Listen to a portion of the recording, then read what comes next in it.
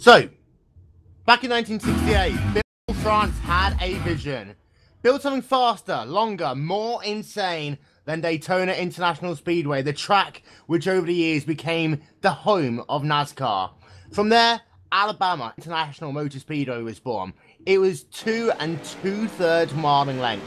It was 33 degrees of banking, and then just move the start-finish line from the centre of the tri-oval to the end of it.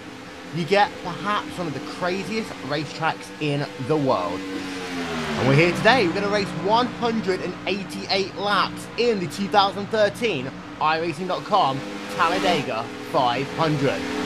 Good afternoon, everyone. Will Vincent along with Dave Judson along for the ride all race long. Mr. Judson, we have got a total today of 43 cars. They are all going to be doing speeds of over 200 miles an hour. We're going to see pack racing, we're going to see tandem racing, we're going to see drivers struggling to get their cars onto pit road. And last year, a driver won it by just 13 1/1000ths of a second.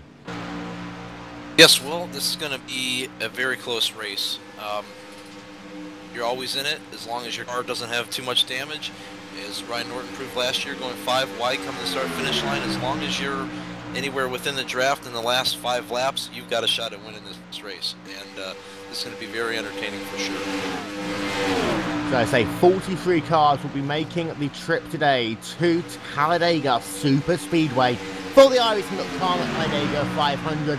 A total of 26 cars have set qualifying times. The way the procedure works are the drivers who set themselves qualifying time will of course be gridded on their times. The drivers who have not set themselves a qualifying time, they'll be gridded based on their I rating. And drivers from Nicholas Morse in the number 3 car in 27th, all the way back to Florian Kirchhoffer, number 40 car, they'll be gridded by their I rating. We've got a couple of minutes, so let's start running through the grid. And James Avalos, pole position, a time of 49.107 seconds. Chris Moss will line up alongside him in row number 1. Jason Yacht and Adrian Duncan, my pick for this race, will be in row 2, and Michael Patton and Joe Thompson in row number 3. And David, in those 3 rows, you see very, very close times. Now, Avalos got pole position by just over 1/100th of a second. Then you look at Yacht and Duncan, same qualifying time, and, you know, just 4 1/1000ths of a second separating 3rd and 5th. Yeah, well, very close field. These guys are definitely very good at setting their cars up for this particular style of racing. I would argue that the pole position and up towards the front may not be that important. You see some of the guys like Steven Azenzi and Malik Ray chose to not, put in qualifying times. They'll be starting in the back. So they're pretty confident that their race sets are going to get them to the front. But being up front's not a bad thing, but it's not necessarily the most important thing here at Talladega. Row 4, Joey Smith and Seth DeMarchand. Row 5, Rick Savage and Justin Bolton.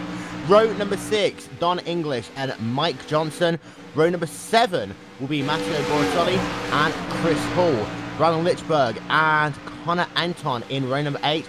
Jose Gonzalez and Jeremy Koska in row number 9, and then Jonathan Cheeseman and Benjamin Trufflandia will start in row number 10. The rest of qualifying coming up on your screen as we speak. In the races that we saw yesterday, Dave, predominantly Americans. Today, we've got drivers from Club Fiat, Germany, Austria, and Switzerland. We've got drivers from Club Finland, drivers from France, drivers, from all over the world. Matteo Bortoli, for example, driving from Italy. So, an international flavour to the iRacing.com Talladega 500, and that, shows just how big this race is on the iRacing service. Yeah, Talladega is a track draws, people from all over the world here. Everyone who's in this race really has a shot at winning it because the draft just keeps everybody locked together. So brings out a lot of big names and a lot of guys that you don't always see running NASCAR, but it'll be a lot of fun to see some of these guys running this series that don't normally do it. And you talked a minute ago about the drivers out front. It's good to be out front. Perhaps this would be good to be running the rear as well. It's that mid-pack, which always is the place where the accidents mainly happen. And in the races yesterday, we saw, mid-pack can be very, very treacherous. But You're going to see a number of strategies here today. There are going to be some people who want to lead this race from the front.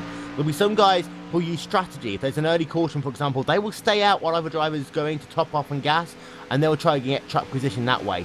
There'll be some drivers, however, who are content to ride for, say, the first 140, 150 laps and let the race come to them rather than the other way around. And of course, you've just got to be careful that you're in the right place at the right time. Yeah, Talladega is like a bee's nest. Start smacking it around, it's going to sting you. And it's going to be really hard to keep up with some of the strategies because there's 43 cars in this race and there could be up to 43 different strategies. When to pit, 2 tires, 4 tires, no tires, you know, pit this caution, not this caution. So we're really not going to know who's really strong and who's going to be in contention for the win until after the final pit stops are made. Let's talk about some of the rules of racing very quickly. You're going to see a lot of tandem racing here today. One car pushing another car is much faster than these guys running in a pack. However, for the first 100 laps or so, you're not necessarily going to see that, Dave. You might see packs of drivers forming. I talk about keeping your car safe. It's safer to run in a pack than running in these 2-car tandems. Yeah, these guys know to win the race, they got to finish it first. So running in a pack is safer because sometimes when you're pushing, if you hook a bumper or something, you might spin your, drafting made out, and then a lot of chaos could ensue from there. So, yeah, a lot of pack racing right now. And probably, when the green flag drops on that final restart, you're going to be pushing until either checkered flag comes out or you're bringing the steering wheel home. Importantly as well, you're going to have to make sure that strategy-wise you're in the right place at the right time. If you pit at the wrong time and a caution comes out, then you're going to fall pretty much to the rear of the field. And, you can make your way through the field very easily, but if that happens in the last 30 laps or so, you are going to be on the back foot like never before. So you have to kind of pay attention to where everything that's happening with your strategy. As you see, checkered flag is out, so now the cars are lining themselves up on the grid. Yeah, well, strategy is an important part. You want to be moving up. You're the guy running in the back. You want to be moving up towards the front in the latter half of the race. If for some reason you get shuffled back if a caution comes out or something, and you got to try to make up all the ground you were planning on making up in 50 laps, in 20 laps, a lot of pressure to get up to the front tends to lead to guys making mistakes. And pit road speed today, 55 miles an hour. Track temperature, that is 78 degrees Fahrenheit. We've got a northerly wind of 2 miles an hour and race humidity about 55%. Going racing for 500 miles, 188 laps. And the final rule of racing, the race doesn't really start, Dave, until you come out and turn 4 on lap 188, because that start finish line is so far past the center of the tri-oval. Yeah, well, you could be in 5th place in the tri-oval, and if you make the right moves and the guys in front of you part the C's in front of you, you can win the race. So as long as you're right up there in the final lap, you got a shot at it. And of course, last year, Ryan Norton won this race by just 13 1,000ths of a second. Not racing here today, but a couple of his teammates are. You've got Brandon Lichtenberg, and you've also got Stephen Izeni, who will be representing that stable. A number of different stables here today. It'll be interesting. You've got to find yourself a dance partner. And a couple of these drivers are going to have to find a way of finding dance partners who might not actually be their friends. Very quickly, I'm going to talk to your in-race reporter, Nicholas Morse. You talked to me about this before we went to the broadcast.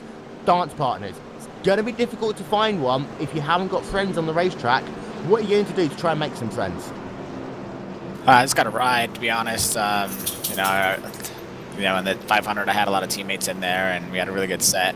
This one, I didn't really work on the car at all myself, so I just got to make it through these first few laps and try to avoid any wrecks and just kind of latch on to someone. Someone always gets orphaned. You always start off with all these great ideas, and then someone gets in a wreck or you get disconnected, and so normally plans change before we even get to turn 3, so that's kind of where I'm at this week.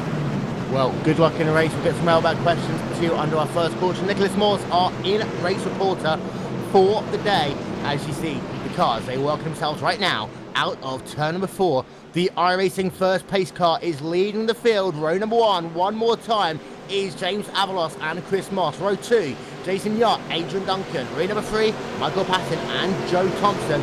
That pace car will make that turn down towards pit road. We're going to unleash 43 cars for 188 laps, 500 miles. Ladies and gentlemen, sit down and relax, because the 2013 iRacing.com Talladega 500 is underway. Well, you can see these guys are taking it easy right now. Not a lot of pushing going on.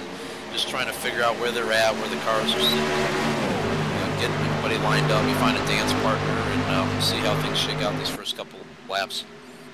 You've got some people already working in their partners. You see, up front, you've got yourself James Avalos, who's having Jason Yacht pushing him all around the racetrack in that number 9 car. Behind them, Chris Moss and Joe Thompson. They're working as a duo, but Adrian Duncan is trying to get involved in that action as well. We've got some 2 wide races. We've got a couple of cars actually trying to go to the rear of the field. Michael Patton in the number 27 car. He is falling back. Be interesting to see if he's just going to go to the rear of the field or if he's trying to pick up a dance partner. But lap number 1, that is going to go to James Avalos in that number 21 car. He leads that number 1 with Jason Yacht pushing him. And they've opened themselves up about 0.4 of a second gap in that first lap. Because you see there, Dave, Moss and Thompson aren't hooked up that well. So perhaps Avalos and Yacht might be able to make a bit of a breakaway and make things a lot easier when they have to do that first switch. Yeah, if they can make the switch without guys behind them catching them up and passing them, they may be able to maintain the first 2 positions for a while here. So they really are kind of spreading themselves out on the racetrack. There's some 3-wide racing going on in the middle of the pack right now. This is what I said at the start of the broadcast. We're going to see some pack racing, and that is where the difficulties are going to lie, Dave, because you have some people trying to force their way through, force the issue early on. That could be dangerous, and there are a couple of duos trying to do that right now. My eye is looking at the number 5 car, and that is Stephen Izeni right now, and he was getting himself a little bit of a push. They just got disconnected, however, as they work themselves down into turn number 2, out of turn number 2. Looks like he's getting himself a nice push by Malik Gray right now in that number 10 car. Yeah, well, like you were talking about earlier, the mix of strategies. Guys that are in the bee's nest maybe want to just ride, and then you've got guys in the back who want to go to the front. So when strategies collide into each other, you could have accidents. Still 3-wide racing in the middle of the pack. We'll run through your top 10 in just a moment as they're completing lap number 3. It's a pretty clean start from most part. Everyone giving themselves a little bit of room. There are those guys who are clearly wanting to put themselves at the rear of the field. At the front of the field, however, it is still Yacht leading the way, and he still is being pushed by James Avalos. Now, if these guys aren't running much tape, then they can probably do about 3 laps before they have to switch. Later on in that race, that might have to go down to about 2 laps. And as you see there, this is the first switch for the race lane. It will be going to the point now. Jason Yacht and Avalos is now back down into the 2nd position. And that switch, you've got to time it perfectly, especially if there's cars around you. You normally see it happen in turn 3 because it's much easier to arc the car into the corner that way. However, it's a good first switch there for those 2 guys, and now they've got that one out of the way, they can build that momentum. Yeah, well, when these guys are switching, you're almost got to be like a millimeter off of each other when you're diving back in behind, because the longer you're separated, the more speed you're losing, and that's just allowing the guys behind you to gain on you. So then, your top 10, James Avalos now leads the way with Jason Yacht in the 2nd position. And they're switching again, actually. This is interesting. That was only a lap before they decided to switch again. And what this is doing, it's allowing duo of Rick Savage and Jeremy DeCosta to start closing that gap as they work themselves. They're going to go to the outside line in the tri-oval. Who will lead lap number 5 in this race? It's going to be close. And it looks as though it was just their Yacht who led at the line. Confirmation, 9/1000ths of a second. And some guys are setting that up now. They get it in their head exactly what they need to do in that final lap. Yacht just had the advantage over Rick Savage there. Yeah, these guys may be using these first opening laps as kind of like a practice session, see where they can make runs. If they make a run at a certain point of the track, would they be able to overtake the leader before the start-finish line? Because you want to be able to pull out as late as possible, so you're on the offense when you're coming to the start-finish line instead of having to try to defend that move. Two-car goes down to the inside, which his car was getting hot. And this is interesting now because Jeremy DeCosta in the one car now will go down to the inside line. This is what, if you can break up those tandems, yes, it's a slightly risky maneuver, but you can upset your competition a little bit. And you see that DeCosta, who's being pushed right now by Seth Demerchant in the 16 car, he was able to find a hole right there. And now it's DeCosta going to the point in that number 1 car, being pushed by Seth Demerchant in the number 16.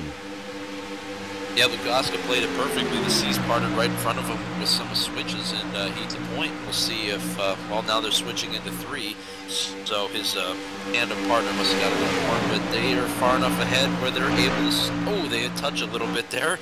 That could have been bad. They were far enough ahead where they could switch and not get overtaken right now. We've been checking in on the number 33 car of Connor Anton. He started this race in the 16th position. That is where he's running right now. There's a couple of cars who have just not got a dance partner at the moment. I think that is, I'm just checking, I believe it might be Malik Gray, but I'm going to get confirmation of that. But no, it's actually Connor Anton in that 33 car who's now without a dance partner. And you will see the field swamp him as they come out of turn number 2. And this is where things get really tricky. One car by themselves, 2 tandems trying to get away past them, and you see Thomas Davis there pushing Austin Russell. They held the middle line, the tandem behind them broke up, and all of a sudden you get a bit of a concertina effect. Now you've got 2 cars on the inside line, Austin Russell and also Connor Anton. They might be able to start working together, and as I said, early on you find your friends where they are. Later on in the race, the people who haven't screwed you over earlier, they become the friends who you might try and push for the win. Yeah, this is part of the race where you don't want anybody off. Push when you can, help out. You know, drivers have pretty good memories, and that might help you later in the race when you're desperately needing a partner. By the way, DeCosta and Demerchant, they have switched twice now, so it's Jeremy DeCosta back to the point. Seth Demerchant is running in 2nd. James Avalos running in 3rd. Jason Yacht in 4th position. Justin Bolton in 5th. Rick Savage running in the 6th position with Adrian Duncan in 7th. Joe Thompson in 8th. Billy Gray in 9th. And then Steve Mizeni rounds out your top 10. And we're into that stage of the race right now where people's kind of figured out what everyone else has.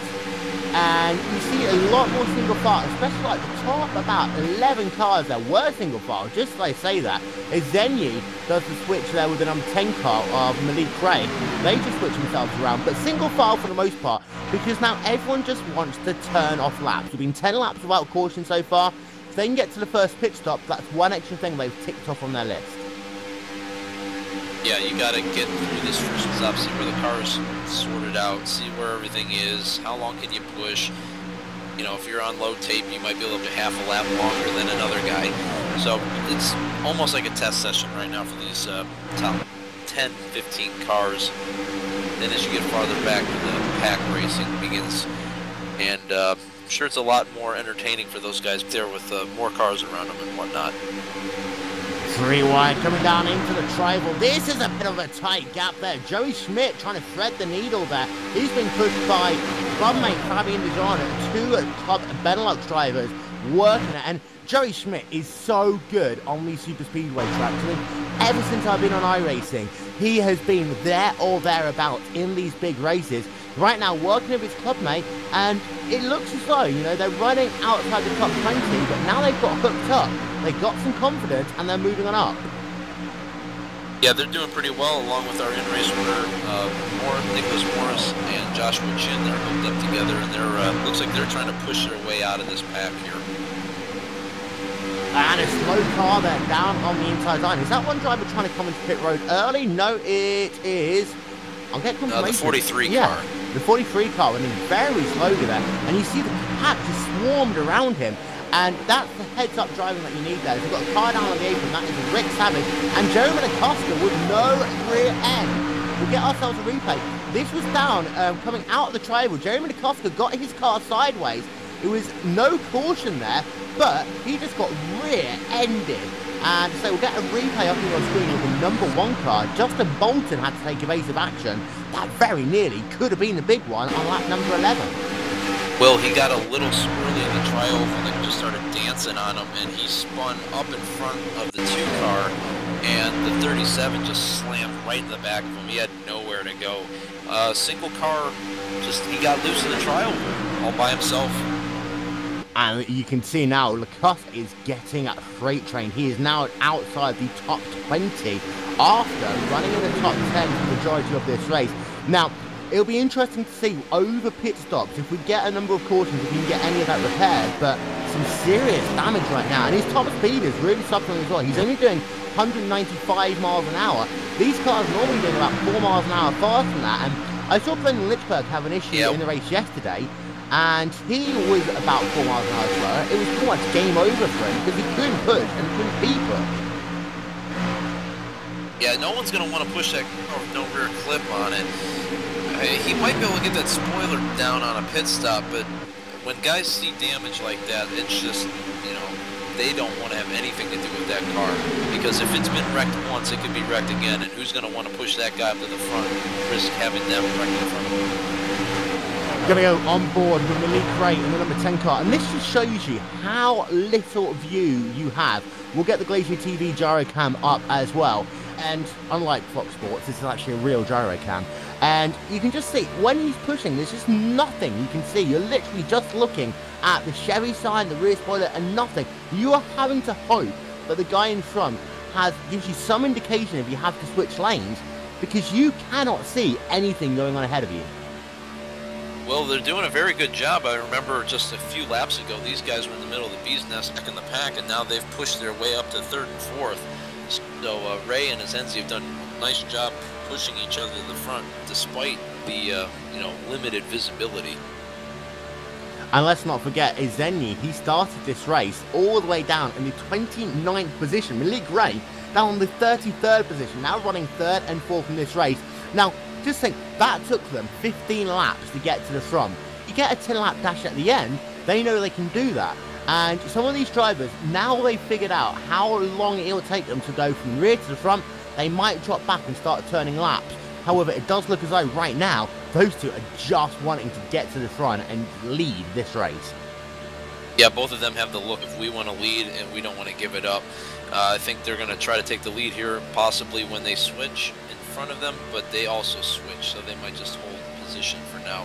What I'm noticing that Ray does is, instead of switching, he'll pull out a little bit and cool off, and then trail a little bit, and then start pushing again. So they don't lose as much time because they're not having to pass each other. They just fall off of each other a bit, and then they get back together.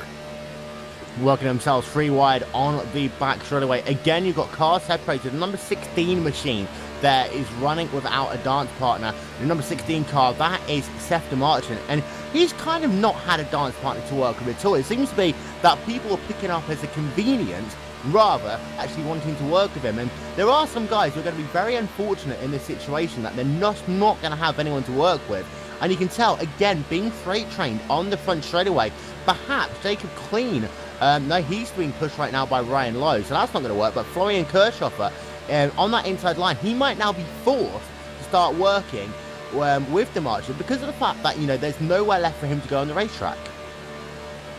Yeah, you got to find your partners sometimes where they are on the track, and it's convenient right now for the 40 to team up with DeMarchant there. So right now they have a common goal, and it's to not be, you know, single cars out there, so they're going to work together for now. You never know, though. You might find a partner like that, and you could stick with them for a while. So, working ourselves now on lap number 17. We're being green since the drop of the green flag. Importantly, though, Dave, we are still just about hitting 10% race distance. So, you know, some of these guys have been running like it's the last 15 laps of the race, but we've still got a long way to go. The important thing is that, oh, there's a bit of a moment there in turn number 2. I saw a huge wiggle from James Mitchenbacher in at the number 25 car. He pulls it together, but this is getting very dicey up front now. You've got yourself Jonathan Cheeseman in 9th, Chris Moss in 10th. They are just switching right now. Fabian DeJean and Joey Schmidt, they've been working together since the drop of the green flag. Behind them, Justin Bolton, Tommy Ryan, Thomas Davis. This is that mid-pack that I was talking about, where if the big one's going to happen, it's going to happen there. We almost saw the Cosket at the front of the pack. However, the most dangerous place to run, it's right there from about P10 backwards. Well, you know, we all know that Talladega's flat out. Make the car turn as best as you can and hold on. The infield, I'm sorry, not the infield, tri-oval section is banked probably about half as much as the corners. So the car tends to really get squirrely on you, and there's a couple bumps on that bottom line that can really upset your car. And I think that's where we're going to see, if we're going to see a big wreck, we're going to see it in the trial like Koski did earlier. He got a little upset on those bumps and almost caused a big one there. So trial was kind of where I'm looking if there's going to be problems. That's got the target on it. Don't forget, if you got Twitter, the hashtag iRacingTally500, or follow us at GlacierTV. Follow myself at Will Vincent with 1L, not 2, please. Oh, big wreck in the trial, Will. And caution is out for the first time today in this race. Confirmation of who is involved there. And I see Benjamin Burmeister, and the guy who is very good at Daytona, he just got through that. But it looks as though it was a number 30 car of Ryan Manning. We'll get ourselves a replay of that. Ryan Manning, he just got loose there in that, coming from the second to third groove. I'm not sure if he had contact. He did have contact there with the number 12 car of Benjamin Trusslandia. And that sent Manning a little bit sideways. He tried to hold it together, and then he just came down into the first lane, caught the 12 car, and then that's what caused the chain reaction. Caution out for the first time today. Just having a look to see how many drivers were involved. That 12 car got away there. Very lucky. I'm actually thinking no real casualties. Yeah, well, the 12 just moved up a little bit, maybe lost visibility, touched the 30 car. They smack into each other. It doesn't look like anybody really hit anything that hard. Should be damage that the pit crew can smack out with a hammer and continue on. So, first caution of the day, 21 laps of this race scored complete. Let's run through your field as it was frozen. And it's Malik Ray in that number 10 car, who, let's not forget, qualified in the 53rd position after 21 laps, is now leading. Steven Izenyi, who started this race in the 29th position, is in second. James Avalos and Jason Yott, the guys who started at the front of this field, first and third respectively. They are third and fourth right now. Adrian Duncan in fifth, Joe Thompson sixth, Justin Bolton 7th, and Thomas Davis 8th, Joe Smith in 9th, Tavium Dijon rounds out your top 10. 21 laps. You're not at the end of a fuel window yet, but everyone's really going to come to pit road this first time. Yeah, if you're more than halfway on fuel, you kind of stupid to not take fuel here. You might trap yourself having to pit under green, and then you'll just be out there by yourself, so you'll probably see most of the whole field coming here. So, the field is in. We'll keep an eye out on the pit to exit cam. And 55 miles an hour on pit road. You've got to be very careful coming out of pit road, because, you know, it's a very long pit road. A number of cars will be making their stops at the same time. The last thing we want to do is cause an incident on pit road itself. We'll keep an eye out to see who is the first one past the line as they come out. It looks as though Malik Ray got it, but it's very close actually for second, third position. We'll have a look back to see who officially gets it there. And I think that Avalos, no, Izenyi looks like he just got past there. Yeah, that was a very close pit exit for these guys. Just the... Man, that's close. 21 probably just nailed it there. We'll get confirmation, as I say, in just a moment's time. We're having a look at the super slow-mo right now. And it was incredibly close. Of course, the 21, being the first car, he barely needs to accelerate, and he's already at the line. So it does look as though he beat Izenyi to the line, and therefore will probably restart in the second position. I'm a little bit worried about Izenyi, though. No, he didn't get a speeding penalty. I was just having a look. He was very fast coming out of pit road, but it looks like he got his average speed to be okay. So it is Malik Ray from James Avalos, from Steven Izenyi, from Jason Yott, from Justin Bolton. They are your top 5. Guys who have not pitted, well, they're the lap cars. You've got Rick Savage running in the 42nd position, and then you also have Jose Gonzalez, who is running in the 42nd spot. And a couple of these cars now would want to get some of their damage repaired. Of course, Jeremy Koski in that one car, now running 41st in this race. We'll talk about I rating very quickly. You've got the highest I rating in the field. You get damaged earlier on. You are just now running in survival mode. Yeah, well, you're at the point where you're at the mercy of other cautions. Maybe some other guys fall out. Just kind of hang on. Be in the top 15 and survive. We've seen, you know, in real life, some like Lauren Jr. years ago, damaged front end. He was able to hang in there and use the draft to his advantage to win a race. Not saying that Lukaska is thinking he's going to win the race with no rear clip, but he gets guys surrounded him in front of him. If he's at the front at the end of the race, somebody's going to... Lights are out on the pace car. We'll talk about restarts in just a moment. Nicholas Morse, it's been a very interesting first stint. A lot of dicing about on the racetrack. Right now, you had a pretty interesting one, really, haven't you? Yeah, so far it's been pretty interesting. I was just driving along there, and, you know, you really can't see all the time when they're outside of your blind spots, and I just heard someone else burp the throttle a couple times, and it sounded like he was wrecking. And as I cleared him, I saw them spinning in my mirror, so I was like, I got lucky. I was on top of a 3Y, and I didn't even know it. So it just kind of happens sometimes, but it's been fun. Car's really tight. I've been working with Joshua Chin and I think Josh Egan, I think is his name.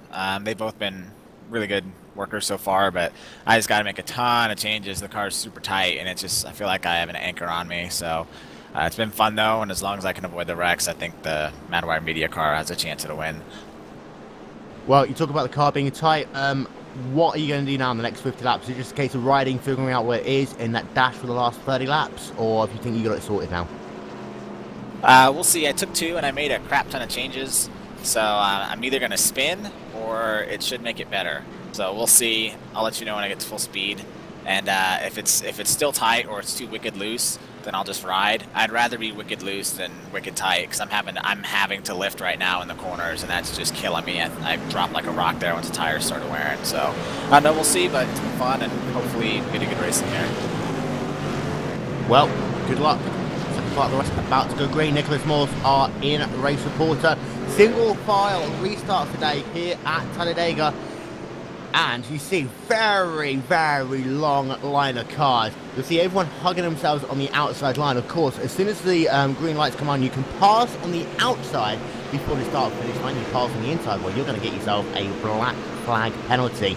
Have to drive onto pit road. You'll have to wait 15 seconds and then go back out. That could really kill your race. We'll talk a little bit more about restarts, because this restart is over. We are back to green flag racing in the Ireland.com Talladega 523 laps, all complete. And it looks as though Malik Craig didn't get this guy he wanted there, because you see Avalos goes down to the inside. He almost, in fact, he might just get that inside line on the number 10 car of Malik Craig, but Izeni right back there. And in many ways, it looks as though that Izeni and Malik Craig have just picked off where they left off. Yeah, they hooked right up, and the green flag came back out, and they are just pushing themselves away from Avalos and Yacht there, and they moved to the bottom line, and they are the front 2 guys right now.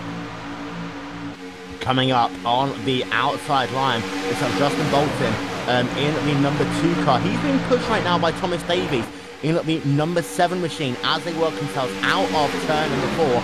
But once again, back to the point, Malik Craig and Stephen Izeni, they are your top 2 cars as they come past the stripe to complete lap number 24 in this race. And I tell you what, that 2 car is coming on the outside line. He had some blistering speed there through the tri-oval. Yeah, well, those guys are moving. His dance partner is moving a lot too, but not in the right direction. He's side by side on the rear bumper there. He's probably catching a bit of a side draft from these guys. You can use that to your advantage, and sometimes you can break up a tandem if you do it just right. But you got to be so close. It's probably too early for that. But yeah, he's making a move right now. Let's see if he can get to the front with it. Doing 205 miles an hour on the outside line in the corner. Izeni and Malik Craig on the inside line. We're doing 203 miles an hour. Here comes Wilson on the outside line. Will he be able to lead this lap? It's going to be pretty close. Both partners are connected, and it looks like it will just about be Malik Craig there. And it was by 24 1,000ths of a second. But Bolton, he has the switch already. And it looks like Izeni there. Izeni's got very lows on the turn 2. And he is falling well down now. And it looks like Izeni just tagged the rear Malik Craig, got himself sideways onto the apron. He is falling well down now. And you see that Malik Craig already falls back, and he's come to help out Stephen Izeni. But that was a close call there. We'll try and get ourselves a replay of that in a moment. And that was a number 5 car. We had it live, so Izeni very lucky. Yeah, very lucky indeed. Well, he moved up just a little, and when he came back down to try to center up on the bumper there, it looks like grabbed it for a second and shot him down on the apron. Once he touched that apron, the car was undrivable. He had to just let off and hope that he would save it and hope nobody would run him over. And you can tell that, you know, Ray's being a good teammate if they are teammates, because he dropped right back to get with him. As they showed earlier in the race, they'll probably move their way back up front pretty quickly. And there's a lot of action going on behind them. Well, there's another car that hit the apron there and dropped off. Yeah, you notice these cars, some of them, if they're pushing and they hit the right rear of the car, they can get very loose, especially coming into the corners. The field separated itself out again. Matthew Bortoli right now pushing Yoni Backman. They're running outside the top 20, and they've kind of almost lost the draft. But if Backman can get himself a little bit of a push, he might just be able to catch that pack ahead of him. So Backman running right now in the 23rd position on the racetrack, Bortoli in the 24th position. Behind them, it's a lot more sterile, shall we say. Jeremy Lutkowski is trying to be pushed there by Justin Egan, but he's only doing 199 miles an hour while being pushed. Remember what I said a minute ago? The top guys were doing 4 miles an hour fast, and 4 miles an hour on a lap this long really is day and night. Yeah, that's a huge difference. Well, 4 miles an hour, you'll lose sight of those guys that are going that fast pretty quick. They'll be a corner ahead of you in no time. Lukaska is doing okay for the damage that he has. It looks like Egan is pushing the hell out of him. He's trying to anyway. Oh, I just saw a car very loose there coming out of turn 3. That was James Mitchell, but he carries on for the time being. Once again, we've got a little bit of 2-wide racing, a little bit of 3-wide racing, but nothing too important right now out front. The 2-car almost comes across the number 16 of Seth DeMartin there. I think they want to do the switch down into turn number 1, and this is the thing that we need to worry about. You know, if there's a car on your outside running in lane 2 and you need to switch, you've got one option, and that's get out the gas and cool your engine down another way. As Joshua Chin now will run in the middle of the racetrack, the 16 car will go to the outside. Being on the inside can be a big disadvantage in this style of racing. Yeah, if you're on the outside, you really have nowhere to go, because if somebody gets inside of you, it's either you hit them or you hit the wall. So you're kind of in a sandwich there. I'm surprised to see 3 wide so early, but like you were saying, it's one of those situations where if you're not going to win the race if your car blows up, so you got to cool that engine off somehow, and sometimes you got to take chances and risks when you're trying to accomplish that. Let's check back in. Oh, caution, second caution of the day is out. Let's get confirmation of who that is. And it must have been towards the rear of the field. I don't see many people upset.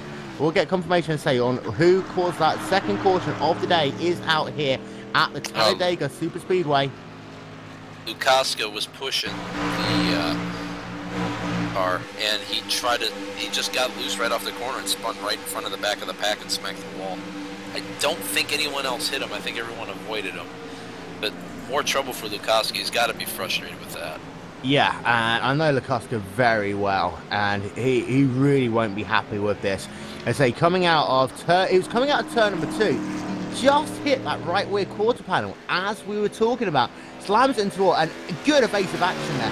Lukaska tries to save his car, doesn't happen, and then smacks the inside of the stadium. Well, that'll probably even the toe out just a little bit actually. But second caution of the day is out at the Talladega Super Speedway. The field was frozen with Thomas Davis scored as your race leader, Justin Bolton in second. The 2 guys I was about to talk about, Joey Schmidt and Fabien Dejean, they've worked themselves up from pretty much the rear of the field. Fabien Dejean started 40th, is now running in the 4th position. Joey Schmidt, he started this race a little bit higher up in P7. Well, it looks like the 2 Team Benelux drivers are doing a good job. Let's see who comes in, who comes out. This is a really interesting bit right now. Bolton and Davis at least look as though they're dumbing onto pit road, and they do commit because Schmidt comes in as well. Fabien Dejean comes in. Looks as though everyone's coming in. Is anyone going to stay out? We saw this yesterday, and yes, the first 2 guys stay out. Chris Hall in the number 22 car, and it looks as though Hall is playing a bit of an interesting strategy right now. Russell stays out as well. We also got a couple of other cars staying out on the racetrack. Joe Thompson, he's scored laps down, of course, and what this does, it will pin him a lap down. But having a look at pit stops, and it is a very busy place coming in, very busy place coming out as well. and it looks as though that it was Joey Schmidt who came out either at the front or very close to the front of that field.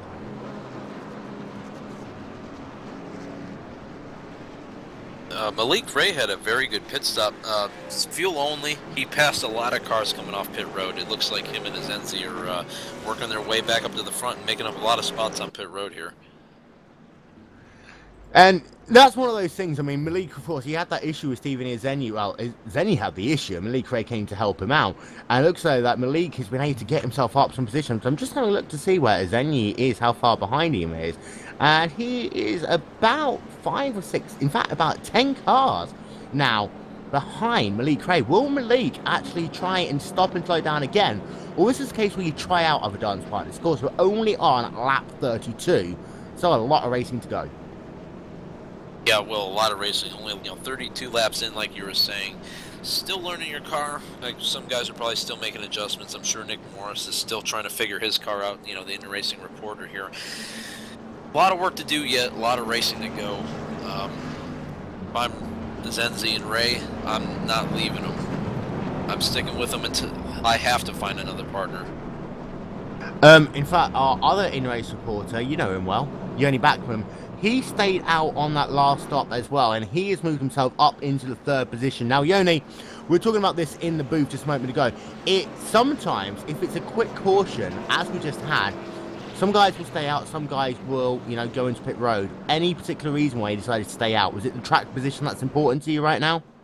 Yeah, I guess, because the tires don't mean squat around here, and it's mainly just like calculating in your head like how much fuel you have, how many pit stops you need to do, and most importantly, I lost my drafting partner in that first caution, so now I'm basically in a no man's land, so I need to find a new one. Luckily to hopefully try to find one in the top of the grid. Now, you talk about needing to find a dance partner. I'm talking. You need to find a dance partner. Is that going to be one where, you know, because you're in position, someone might now help you, or are you worried that you might just go backwards to the rear of the field again? Well, if I happen to find someone, then yeah, I'm gonna try to stay at the front. But yeah, I'll be going downwards pretty rapidly if everyone has a partner already. Jeremy had a incident though, so he's without his drafting partner is now in no man's land as well. I don't know who he was, but yeah, if he's able to hook up with me, that's good. Go on, Dave. You can talk. Be quick. Yoni, you feeling any of that damage on the front, or is it not affecting you? No, I had 0.0 in the pit, so I don't think I have any like damage at least that would affect my car. Sounds good, Yoni. Good luck. Thanks. Yoni Backman, our other in-race reporter. We have 2 of them. Isn't that nice? Don't forget, Twitter. Use the hashtag iRacingTally500. I'd like to give a shout out. Chris Overland getting ready to watch the iRacing.com Talladega 500 on Glacier TV. Will Vincent better be drinking some Starbucks. I like my commentary loud. I tell you what, we're going to do good old crank it up when these cars go back to green flag racing. Going to show you a couple of onboards, and it is going to be Chris Hall starting from 1st position for this restart. It'll be Austin Russell 2nd, Yoni Backman 3rd, Michael Patton in 4th, Ryan Manning rounds out your top 5. We're going to sit back and relax, enjoy the sights and sounds of the iRacing.com Talladega 500. That pace car going to make that journey down towards pit road. 33 laps scored complete, and this is going to be one crazy restart. Here we go.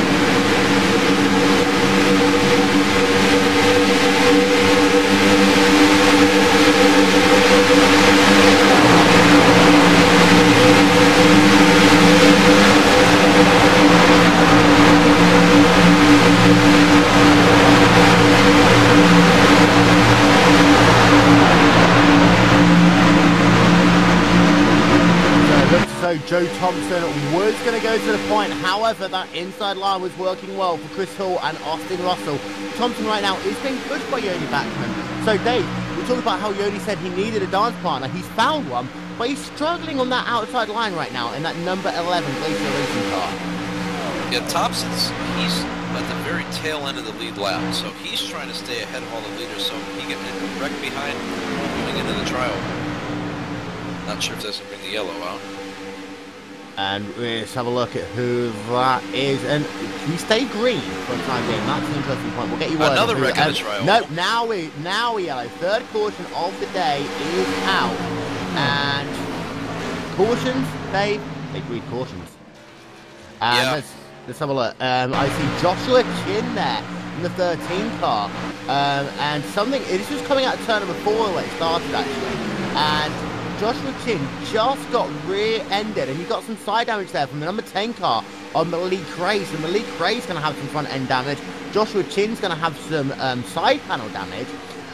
But it's that whole thing. It just looked as though that Burmeister, he just gave a huge tap there to Joshua Chin.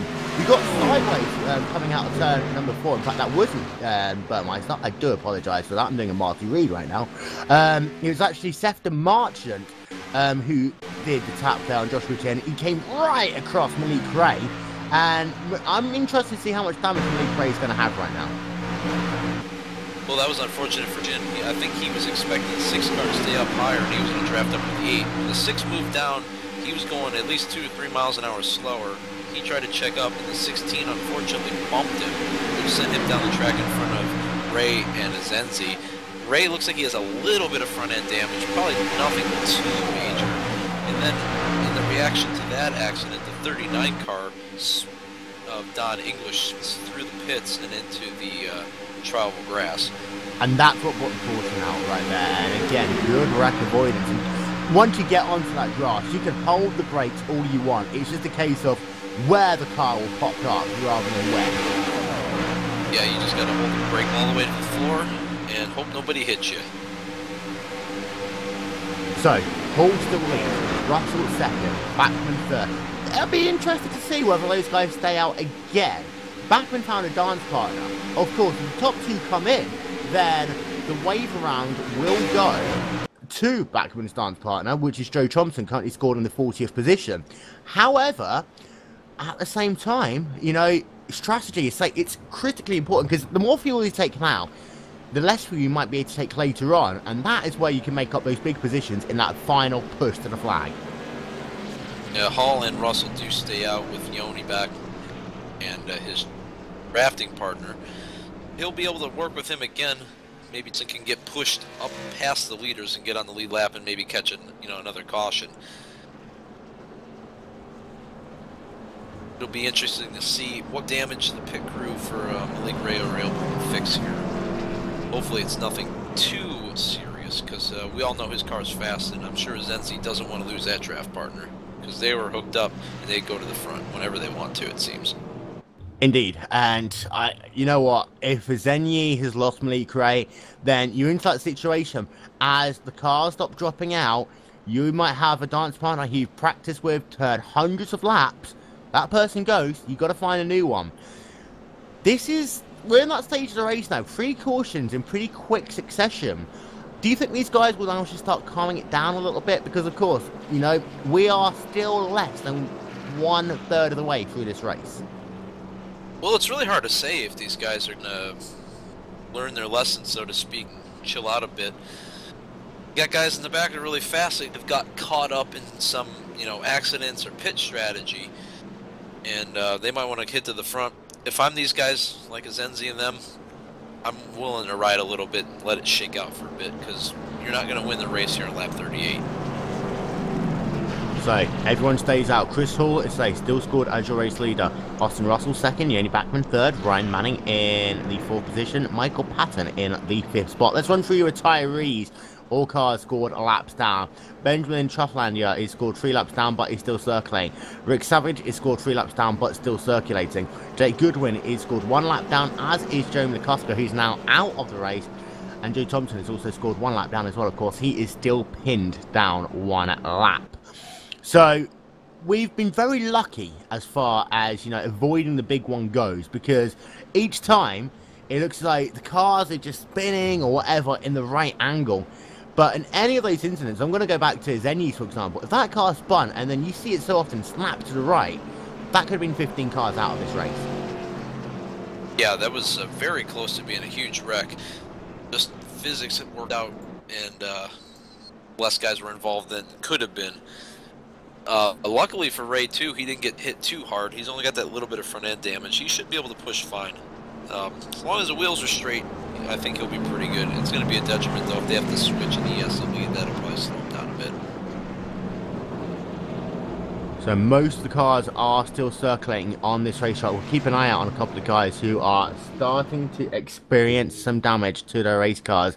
And it's all about attrition when you come to that as well. You know, you might get a couple of scrapes here and there, but it's the big ones, the side panels, the front and the rear, you know, that really cause the damage. If you crumple them up too much, the car is just going to handle like a dog. If your toe gets messed up, it's pretty much game over. You can't turn into the corners. You lose about 4 miles an hour on each corner. Yes, this track might be flat out, but you still need to have that car working perfectly. Of course, when we talked to Nicholas Morse a couple of moments ago, he said that his car is too tight. He's loosened it up. Talk about cars being loose. We have seen a couple of cars be loose when they're pushing. Perhaps they might want to tighten it up on their next pit stop. Yeah, guys are continuously working on their cars, trying to figure out what they need for the end. When you're pushing, well, some of the looseness could be just overcorrecting, because it's, like you said earlier, it's so hard to see in front of you. If your drafting partner gets a little out of shape, that can throw you off as well. So, it's Hall who's going to be bringing the field back to Green Flag Racing. Don't forget the Twitter hashtag is iRacingTally500. That's iRacing, TALLY 500. And I think we're going to get a long green flag run now. I'm sure there'll be some people on Twitter, there'll be some people on YouTube who's going to try and prove me wrong. And the pace car comes in, and Hall went a little bit early last time. You see already he's getting the push from Austin Russell as he now begins to build up the pace. Green flag back in the air, 39 laps, scored complete, and they get the jump there again as well. And Bachman is going to have to resort once again to pushing Joe Thompson as we go back to Green Flag Racing, because of course the way the restarts work, Dave, you're not going to have lap cars sent to the rear. Yeah, Bachman's kind of stuck with what he's got, but Thompson's got to be grateful to have somebody pushing him. He's got a chance to get back on the lead lap, so they'll help each other out, and it might benefit both of them, because Bachman could take the lead, and then Thompson could be at tail end of the lead lap. You never know, might catch another caution. A couple of guys who I've noticed who are now scored pretty far down, Joey Schmidt and Fabien Dijon, they fell to the rear of the field. They were at one point scored one lap down, but they are now back on the lead lap, and they are right at the rear of the pack. And they actually, it does look as though they are about 15 seconds behind the rest of the pack, as you see a car coming onto pit road there.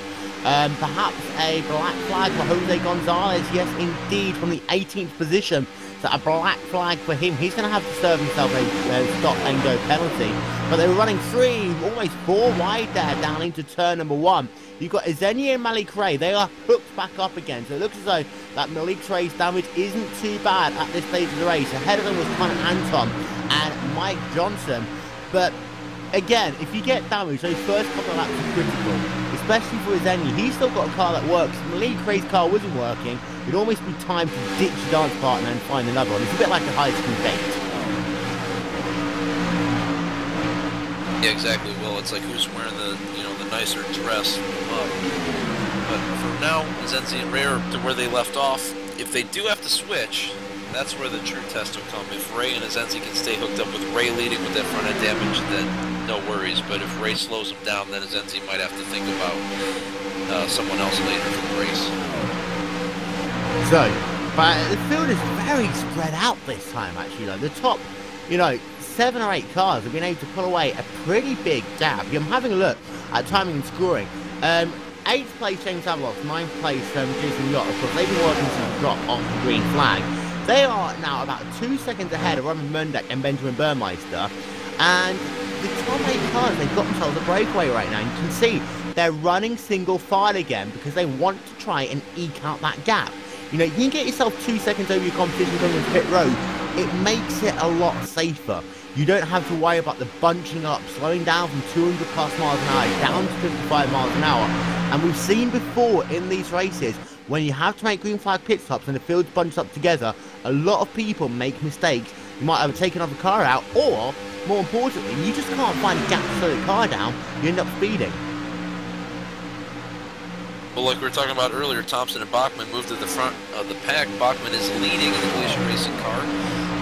Hall is taking over the lead on the outside with Russell. Thompson was in a good position to get a lead lap, but they're falling back after they had to switch a little bit. Bachmann's probably getting pretty hot, that damage, and being glued to the rear end there. And you see now Bachmann goes back down to the inside, and the number of laps between you switching, that is the important part, especially come the end of the race. Of course, if you're working on lap number 187 and your temperatures start flashing, you're going to carry on pushing it all the way to the end. By the way, Benjamin Trufflander there, he scored all the way down in the 42nd position. He is now going to go 4 laps down in this race, so not a good day in the number 12 car, who really hasn't had a good race since dropping the green flag. Yeah, he was caught up in one of those spins earlier. Must have caused more damage to his car than we first thought, because 4 laps down, obviously, he's just hoping a bunch of cars wreck out and he can get a decent finish out of it. So we'll run through your top 10 very quickly. Right now, it is Hall leading the way from Austin Russell. Yoni Bachmann in 3rd position. Justin Bolton in the 4th spot. Thomas Davis in 5th. Michael Patton 6th. Ryan Manning 7th. Jason Yott in 8th. James Avalos in 9th. And Rodden Mundek round out your top 10. And that breakaway is still 2.4 seconds between Mundek, who's running in the 10th position, and James Avalos running in the 9th spot. However, they are starting to go too wide, and they are starting to fight with each other again. What that is actually doing is it's starting to allow the front pack to pull away, but now they're going 3 wide as they come out of turn number 3 and 4. Obviously, they don't really care about building up a lead right now. No, they're just trying to stay out front. Oh, Bachmann gets loose in the tri-oval with Thompson pushing him. He has to move up in front of the 2 car. Man, that was close. That could have been ugly. Bachmann maintains the lead. Like we were trying to say earlier, it seems like if you're in the lead, you're not going to get wrecked, but Bachmann goes and disproves my theory there, so you're not really safe anywhere, are you, Will? No, and they are running themselves 3 wide down the back straightaway, threading the needle in the middle. It is going to be the number 31 car of Austin Russell going back to the point, and that was a very good push there down the back stretch. Before you get the side draft as well, and with all of that, you know, draft there, working over these cars, those guys were doing ridiculous speeds there, working themselves down the back stretch. I'm actually having a look back, and they were pulling over 2 miles an hour faster than the cars ahead. And I think also there, Bachmann just allowed them to start into line before they got down into turn 3. So heads up driving by cars in all 3 lanes there, just because, you know, there's still a lot of this racing left. I'm going to say that until lap number 160 at the very least. But what this has done, it's allowed that second pack to close the gap to about 1.5 seconds now. A couple of good laps pushing again. They'll be right there. We'll be back to having a pack of about 17, 18 cars. But that middle pack right now, that is looking very, very racy. You've got Malik Gray and his Eddie. They're switching into turn number 3. Then you've also got the Marchant, who of course had that sideways moment earlier on. He's actually trying to break up the tandem. No, he's not. He's just going to hold that inside line all the way down to the yellow line there. And of course, how much room are you going to try and take as well? You see some cars right there on the yellow line. A couple of guys might put some wheels below that yellow line. And we know what the rule is. You go down, you're not going to come back up. Yeah, if a guy is trying to pass you below the yellow line, there's no way in the world I'm going to let him have that. So the door will shut and stay shut if you try to use the apron underneath the yellow line to make a move. And as the race goes on, the amount of space that's given is going to get smaller and smaller and smaller. And that middle pack, I mean, I'll say actually, it's your 3rd pack right now. They are running 3-1-3 deep trouble there, and the caution will be out. This is Jacob Clean in the number 26 car, and he was trying to go all the way down to the line. It actually looks as though the 25 car of James Mitchell, he then gets involved in contact, and I have no idea how they all, how this race is still green. The 25 car, of course, got onto the apron, so the caution didn't come out, but now the caution's out. So we were back under caution, 4th time here today, and that is because you had Joey Schmidt, one of my picks for the race, is out, and that was a secondary impact there. And this all started, they were running 4 wide down into turn number 3, Dave. And in fact, they were almost 5 wide at one point. And it actually, I'll take this back, it all started with the 33 car. The 33 car is the one that caused Connor Anton, he gets sideways. And that causes a reaction which pushes him then down into the number 25 machine, who then comes down to Jacob Clean, the number 26 car. At that point, they were pretty much running 4 wide in the first lane of the racetrack. The chain reaction, Joey Schmidt gets turned sideways, he tags Fabien Grosjean as well. Cars were all over the place, and we're back under caution. Yeah, well, that was unfortunate. It's like guys they were already going 3 wide, then they got squeezed past the lap car, and then that set off a chain reaction with a big accident. It looks like the 25 got the worst of it, unfortunately. It all goes to show, Dave, you've got to find the gaps. You can't make the gaps every time. Yeah, the 25 pulled away from the incident, and going through the trial, well, there was a car stop. Had to spin the car out just to avoid him, so almost another accident. That's probably what brought the yellow out. They were stopped on the track. I would think if you're Russell and Hall stayed out enough, you're going to have to pit this time. Yeah, I expect most cars to come onto pit road this time by. And of course, for Russell, if everyone else comes in, Russell, Bolton, Bachman, they're all going to go to the rear of the field. They've got to take about an extra 4 or 5 seconds worth of fuel compared to the guys around them. Well, you know, it's interesting. Russell was leading the pack into the pits, and the field was not bunched up at all, so the fuel thing is really going to be out the window here. Second place is just passing him on pit road now, so he may be able to come out with the lead because the guys behind him weren't paying attention, didn't bunch up. That, or the Brian Barnhart's in race control, and he should have actually kept the pits closed a lap. That could be too. Whatever the case is, Russell easily gets off pit road with the lead. We'll see if some guys stayed out. Joe Thompson is going to get his lap back. He's now up in the 36th position. Benjamin Trufflander, he's going to get a lap back. Rick Savage is going to get a lap back, as is Jake Goodwin. If, of course, they don't come in, lap cars come in a lap after cars caught on the lead lap. It's a difficult thing right now for people like Thompson, because now they can get their lap back, but they need a quick caution. Yeah, they definitely do. If I'm Thompson and those guys, I'm sweating. But I'm also feeling kind of positive because these cautions just keep rolling in. So they got a good shot at it, getting the lap back. They just got to hope that the caution comes out before the fuel runs out or no one wrecks in front of them. So, your top 5 right now, it is Austin Russell from Justin Bolton. That was how it was. And I'm just having a look. Yeah, Bolton 2nd, Chris Hall 3rd, Thomas Davis in 4th position, and Ryan Manning rounds out your top 5. We're going to step aside for a moment. We'll be right back.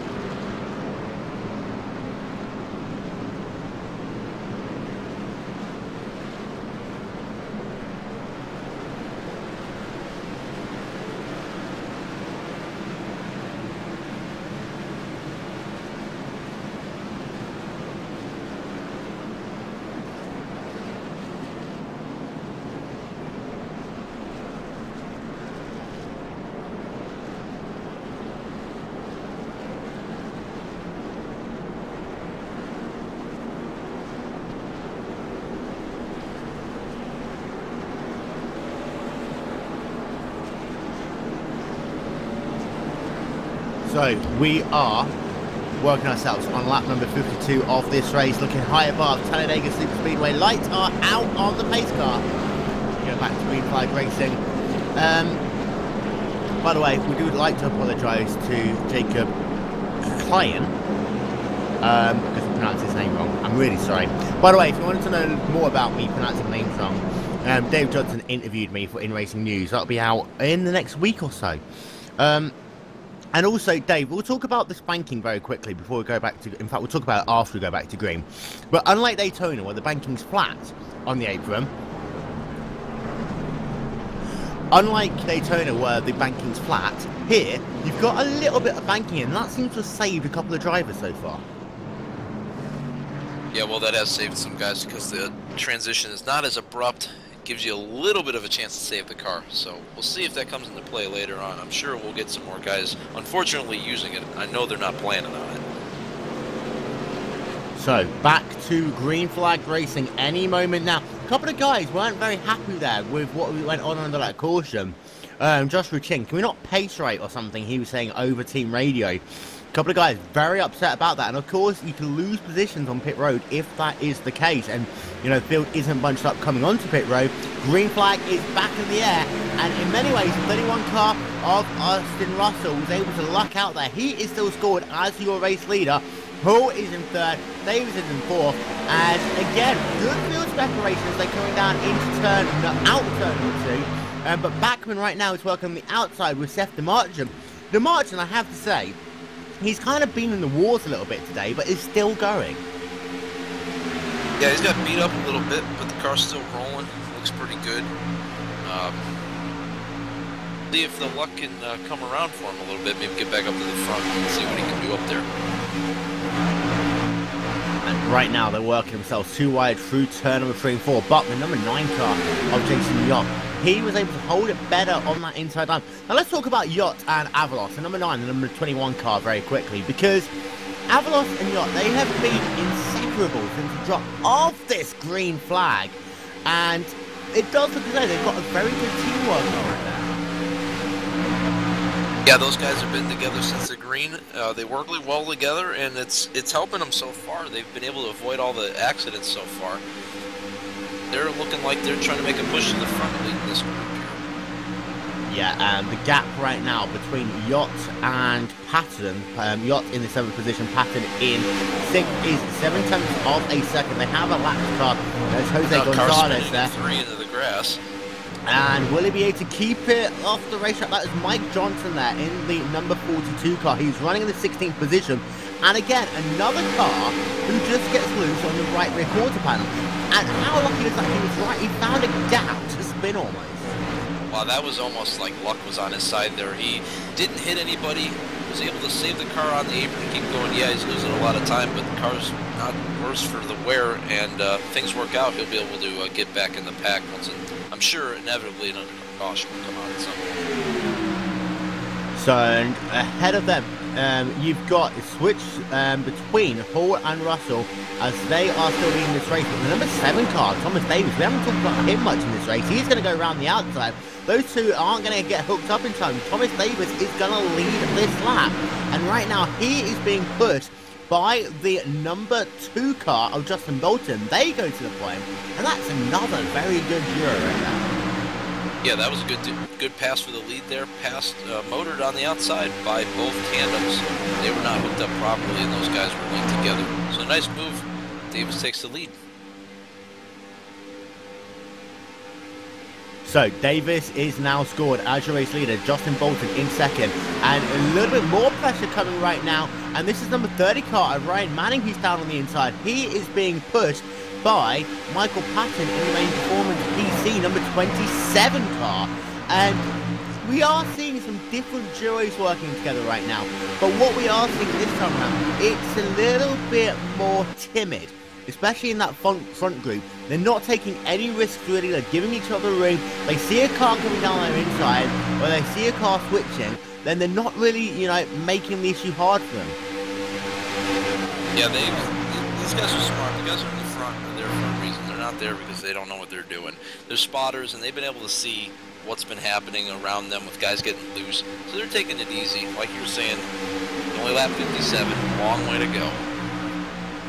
By the way, this race has never ended under caution. In fact, none of the big events in the last 2 years have ended under caution. The iRacing.com Indy 500, the iRacing.com Talladega 500, or the iRacing.com Daytona 500. We have seen fights to the finish, and we really hope to see one of them today because, of course, last year we had a one-lap restart, which we took it to the flag. And here today, however, it does look as though things are starting to calm down as we work ourselves now on lap number 58. I'm having a look at Adrian Duncan. I talked about him being my pick at the start of this race because Duncan is incredible on this type of racetrack. I'm sorry, while I was watching the battle up front, these guys, we thought they were taking it easy. They're really banging into each other, and Yoni Bachman and the Glacier Racing car are just motored up there. Past about 7 or 8 guys down the back straightaway, and he's trying to get into the top 5 right now. Your inside, it's actually all changed around there, and Justin Bolton is now pushing in that number 2 car as they work themselves out onto the tri-oval, come past start finish line. It's going to be another close one. Who's going to lead this lap?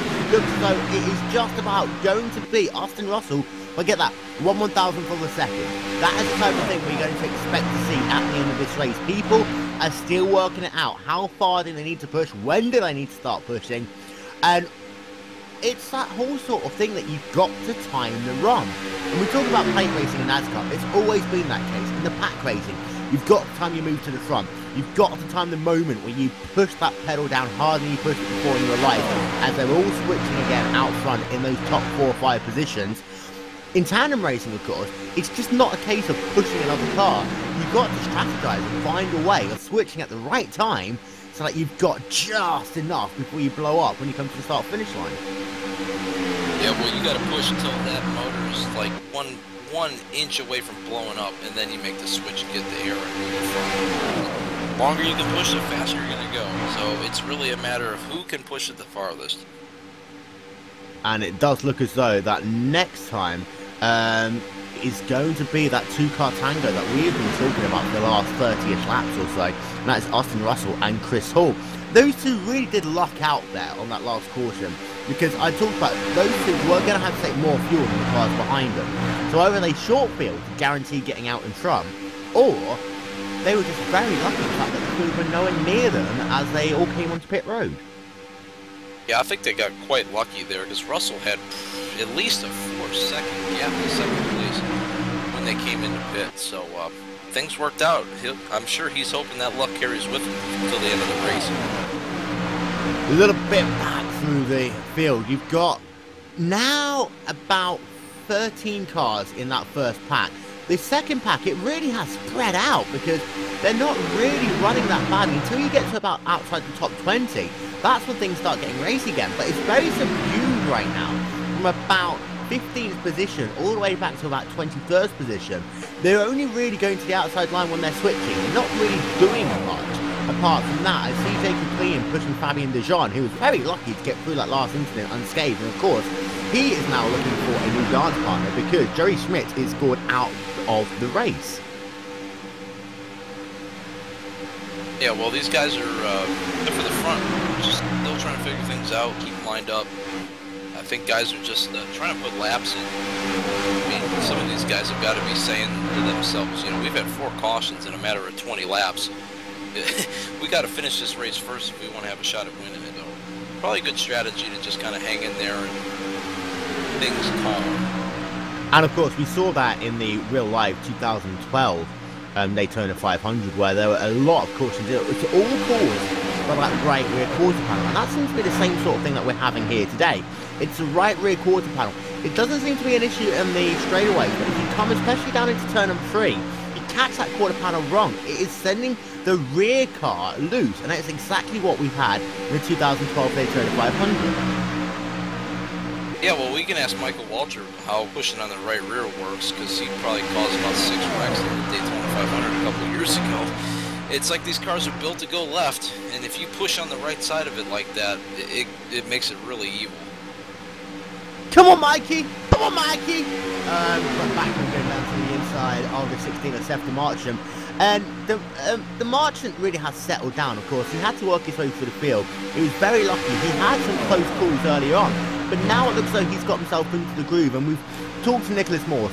And we heard from Alexia Loma, who's only back in Gucci for this race. Both of them made some big changes to their car. And you see the cars, some of them are handling a lot better now. They've had 2, maybe 3 pit stops to try and sort their cars out. Yeah, we're at the point of the race now where you pretty much know what you have. Not a lot of adjustments you can make. So, guys know where they're at, know how the car's going to feel. Got a good feel for the guys around them. Now is the time to start planning moves and seeing what you can do for later in the race. And they're back to running 3 wide up top, but they're just switching around. And it does seem to be that, you know, there's still, you've got to have spatial awareness in this race. And in many ways, I kind of consider the racing here very similar to multi-class racing. For example, tomorrow we have the Neo Endurance Series Petit Le Mans here on GlacierTV. And some very transferable skills there, because of course, in multi-class racing, you're an LMP2 car, you've got to find your way around the slower GT traffic. Here, same spatial awareness applies. You've got to find your way around the traffic that might be going slower than you on a particular section of the racetrack. Yeah, well, it's like you're in a Corvette and you got an HPD roaring up behind you. You kind of just got to know where he is, even if you can't see him. And sometimes just holding your line and letting the faster handling go by you is your best option. Bachman gets pushed out high there, so that means that the Marchant goes down to the inside. I'm not sure whether that was a planned switch or not. To give you an update, by the way, we still have ourselves, we've got Chris Moss, by the way, coming onto pit road from 11th position. I'm having a look, and it looks as though he's got the 39 car coming in with him. That is Don English. So a very early pit stop there for those guys, and this is on lap number 65. And be interested to see whether they go down a lap here or not. Well, not sure if that's a strategic move or if some other force would cause them to have to pit. But yeah, it'd definitely be interesting to see if they go lap down. If they just get gassed, they might be able to get out in front, but they're definitely going to have to work together to stay in front of these guys, because these leaders are flying. Bolton is going 203 miles an hour through turn 3 and 4, so that's pretty darn quick. Moss comes back out onto the racetrack. We'll see where your leaders are in just a moment, and they are working themselves through the tri-oval right now.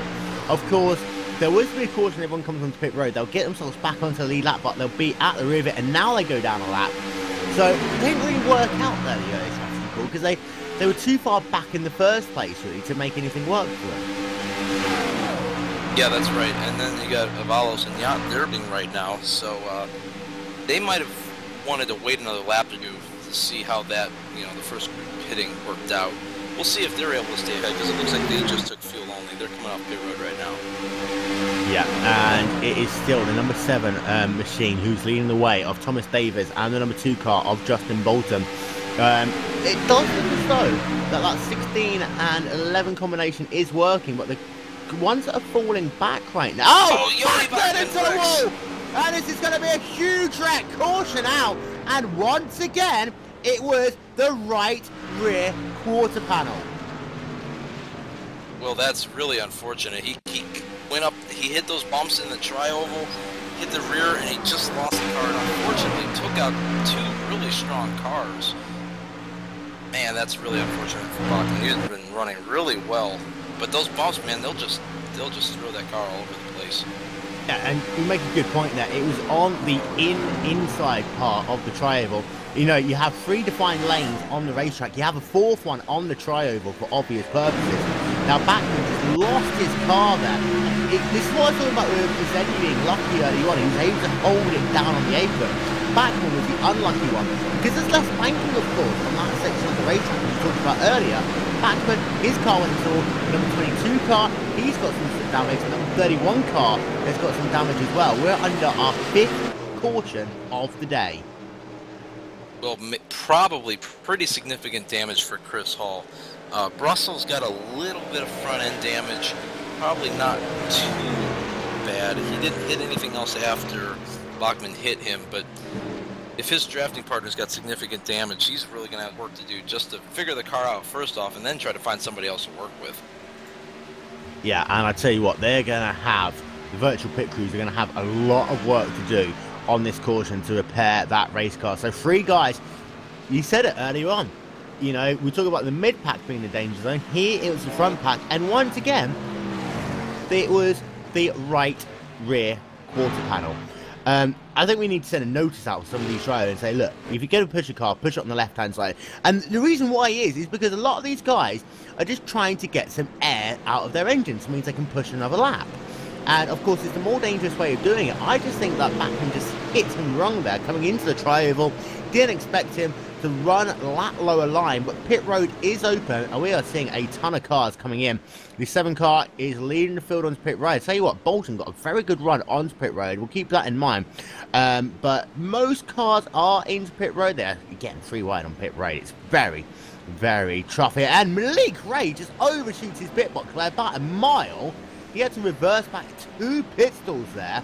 So Malik Ray having some issues on pit road, but we'll see who leads the field out of pit road. And I said, keep an eye on that 2 car, and he does get a very good pit stop there.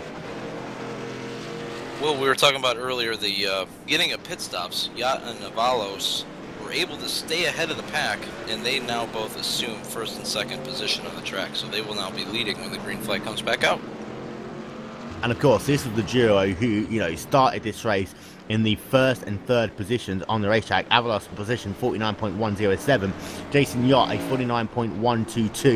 A couple of cars, of course, getting repairs to their race car. I'll give you an update on who they are, as cars still are coming up pit road. 22 car of Hall is on pit road getting repairs. Brendan Lichberg, he had difficulties yesterday, again here today. Connor Anton, Austin Russell, Mitch Mbala, all having issues to the race car. Robin Mundek, Yoni Backman, all on pit road with some damage to their race cars.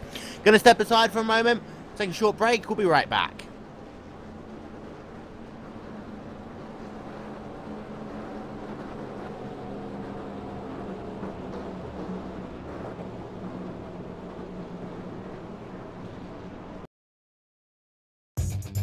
Simulated racing can be awesome, but can also be kind of a free-for-all. Interestingly, auto racing faced the same problem in its earlier days.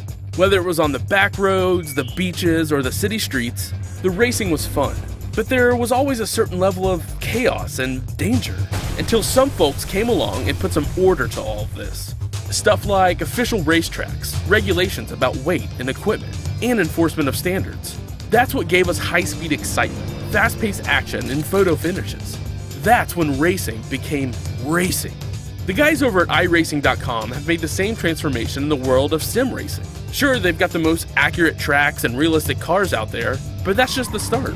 See, iRacing analyzes the performance and results of each driver in every race, so you can be sure you're always placed in races where the competition will be tight, and that those reckless drivers who ruin it for us all are kept in the pits. Not to mention that with over 45,000 active members already in their vast community, you can find races day and night, so you can always get in on the action. You can even join a league of your favorite series. And since updates are always automatic, you don't have to worry about software and can focus on the track. Zip up your fire suit and check out iRacing.com.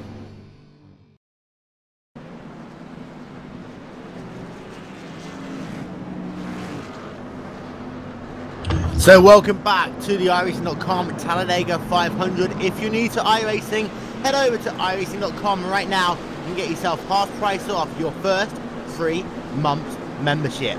Will Vincent, along with Dave Judson, we're working ourselves right now on lap number 71 of 188, the iRacing.com Talladega 500. Lights are off on the pace car. Your top 5 as it stands. It is James Avalos from Jason Yacht, from Joe Thompson, Adrian Duncan, Brian Manning. We're talking about this at break. Joe Thompson, he was a lap down, remember, a couple of cautions back, now running in the 3rd position in that 14 machine. Like we were talking about earlier, Will, pit strategy played really well for him because he was able to stay out, get that lap back. He pitted right before that caution came out. He was able to cycle through when everyone else pitted, and he's in 3rd place, so Joe Thompson doing a great job. And to give you an update on the cars who are sat on pit road, we'll see Yoni Backman is just bringing his car onto the racetrack. Birmingham Trufflandia also doing the same. Jake Goodwin is a little bit slow right now, but the field, they're pretty much all caught up to the field. A single file restarts here in the iRacing.com Talladega 500. And we are waiting for that iRacing.com first safety car to make its journey back down towards pit road. James Avalos will bring the field back to green flag racing here, chasing you up behind him. And this is one power combination that we have seen since this race started. Green flag back in the air. We're back to racing here at Talladega. And keep an eye out on Thompson, but also keep an eye out on Adrian Duncan, perhaps one of the best pushers in the business, Judson. And now he's got someone to work with. Yeah, he's finally found a partner. Thompson's fast. We know he is because if he was not down, he would have been leading the race earlier with a push from Bachman. So it'll be really interesting to see if these guys stay in position or if they try to take the lead here. It looks like they don't want to mess around. I think they're going to want to take the lead here. Yeah, there was a little bit of a wiggle though from Duncan as they worked themselves down the backstretch, and that's the teething problem. If you're working with a new dance partner, you need to figure out what line they're running, exactly what they're doing, and it did seem to be. It took a couple of corners there for Duncan to figure that out. They did get disconnected there in turn 3 and 4 as well, so they are going to have to try and figure it out. However, behind Ryan Manning is about half a second back from Adrian Duncan. Again, this field is getting very spread out very quickly on the restarts. Yeah, some guys look like they're having a lot of trouble getting hooked up, and they're just bouncing all over the place, touching the apron. It's almost like it's taking their cars a lap or two to get settled, and then they can start pushing. And by the time that happens, they've already lost, 1 to 2 seconds.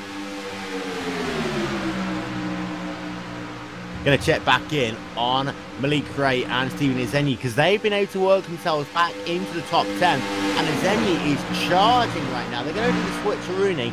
Malik Ray down to the inside, and then you see Izenyi slots right back in behind him.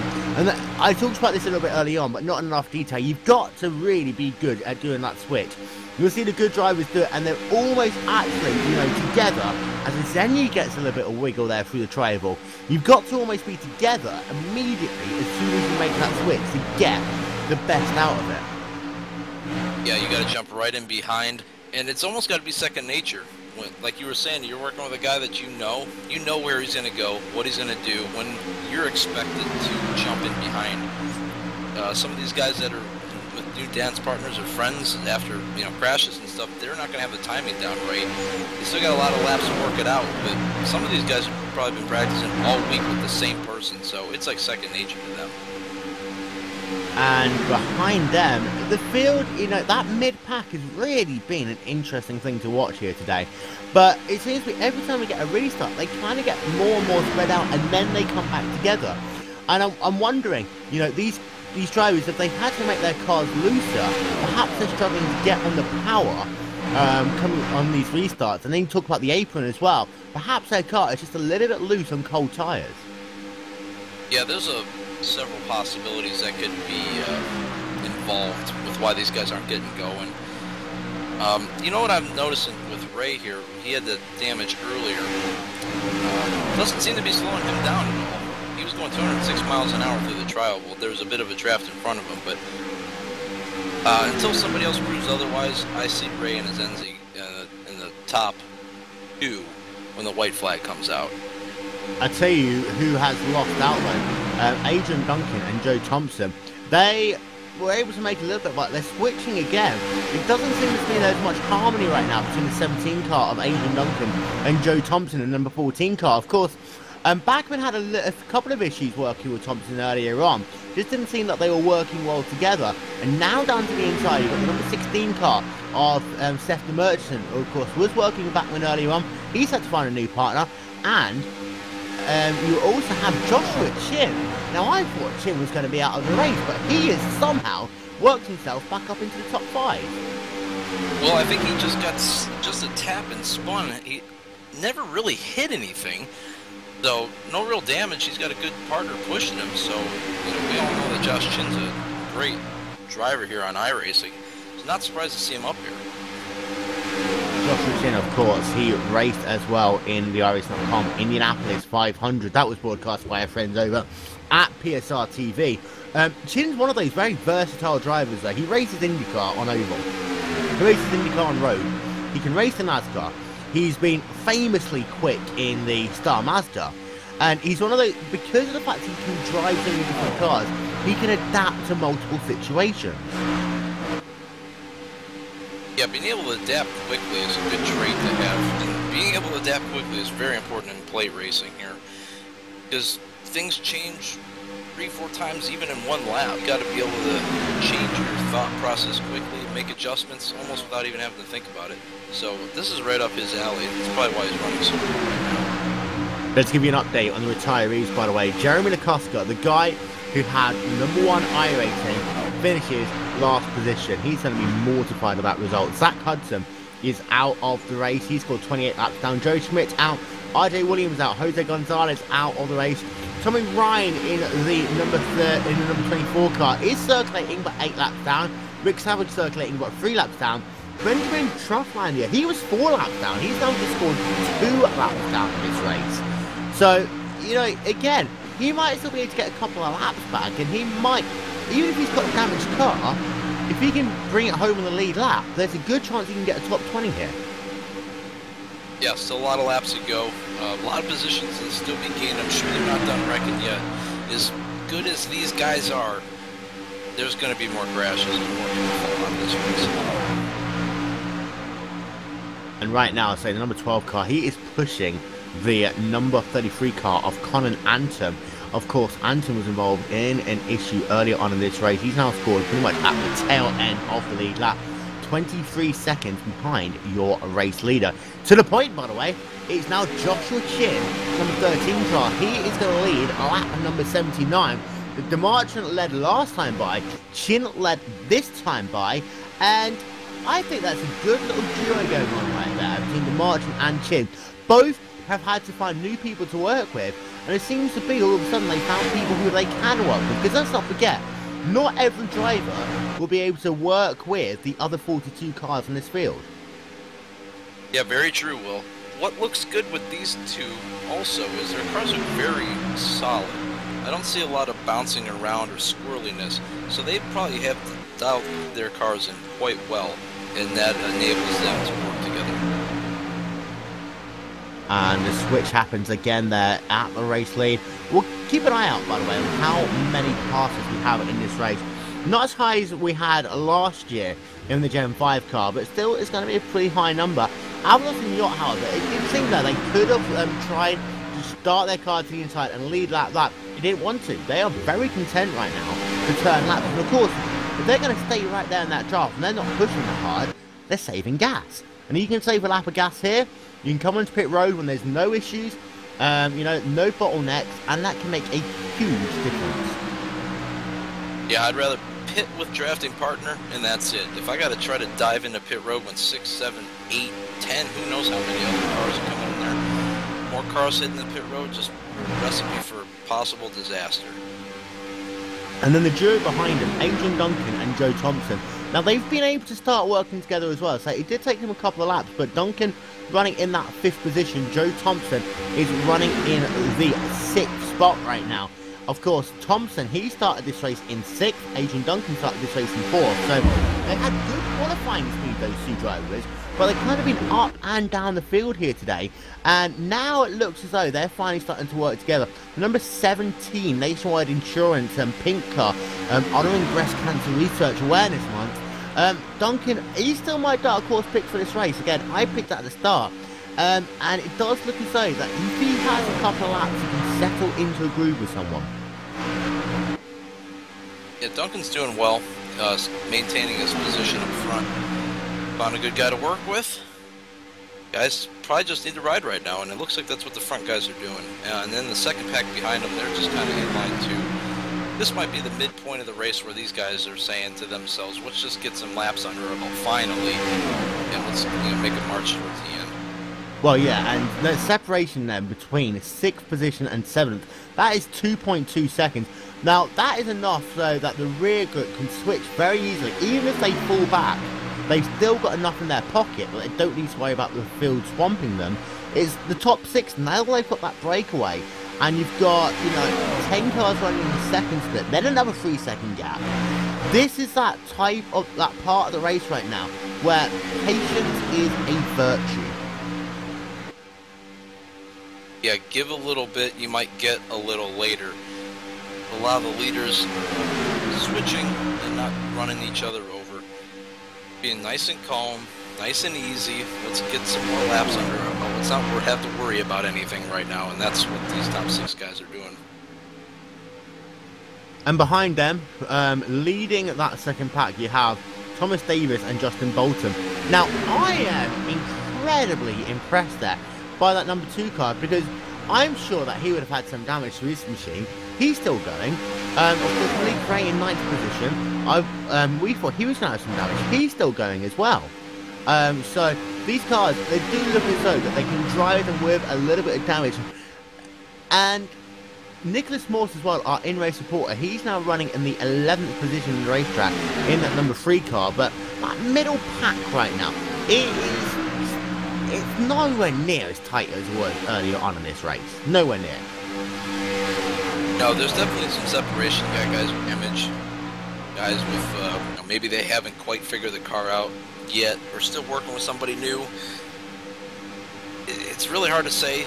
A lot of strategy plays, different cars, damage. I mean, there's so many factors you can't even count them all. But like the front pack, they're kind of just running together. Ray and Zenzi, however, have a little bit of, it looks like they got the spark on them a little bit. It looks like they want to get to the front, want to get away from as many cars as they can, because the more cars they put behind them, less cars that might wreck in front of them, to be honest. Well, yeah, that's a very good point. And of course, if they lead that group, they might be able to pull that group back up to your leaders. Right now, the degree of separation, it is 2.8 seconds on the racetrack. And I'm just having a look, and last time by, Adrian Duncan was about 500ths of a second faster. So that gap is very stable between that lot right now. Yeah, single file, everybody's single file, running about the same speed. Like we were saying earlier, this is kind of just time to ride, and every now and then a lap car comes in, just make the pass on them. And, these guys are probably riding to the next pit stop, and then once that's over, then we're in the second half of the race. I think that's where the wheel gets turned up. And of course, right now you're starting to work backwards as well.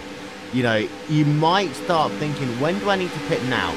To then pit again, and then perhaps if I need to pit again to get to the end of this race.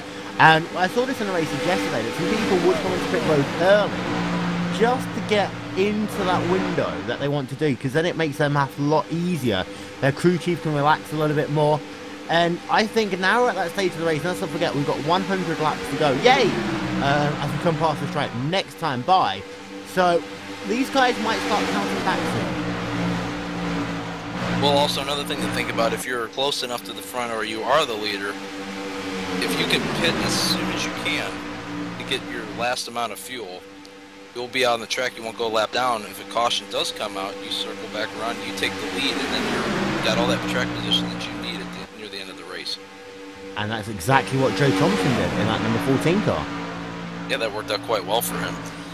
Yeah, well, one thing I'm noticing with some of these front guys, they may have learned their lesson from some of these other wrecks in the trial. Well, I've noticed that Chin and DeMerchant have been not necessarily running the yellow line through the trial where the most bumps are. They've been staying up a little bit, and that might help them later in the race, because the car gets a lot less upset when it's not running right on those bumps. Yeah, and let's not forget, the banking on that triangle is a lot less than what we have in the corners. Of course, we talk about, the corners, everyone knows it. It is 33 degrees of banking. Simple as that. The triangle, it has a lot less than that. And the cars, they're not set up to run on that triangle where you only, and I say only, have 16.5 degrees of banking. Now, that's about the same amount as almost that Chicagoland has. But compared to the 33 degrees, that car can get wiggly out there, especially those bumps in the inside grooves. Yeah, well, with that lesser banking, like you were saying, like Chicagoland, imagine in Chicagoland going 200 miles an hour into turn 1 and keeping that speed through Chicagoland. I mean, that's impossible, right? You're almost asking them to do that every single lap here at Talladega in the trial. So it's really amazing that these guys don't get into more trouble running that fast on such low banking. And I'm having a look, the 7 car of Thomas Davis and the number 2 car of Justin Bolton, they are running all the way down, but of course they're trying to eke that gap closer, and they have started to eke that gap closer. It's now down to 1.2 seconds.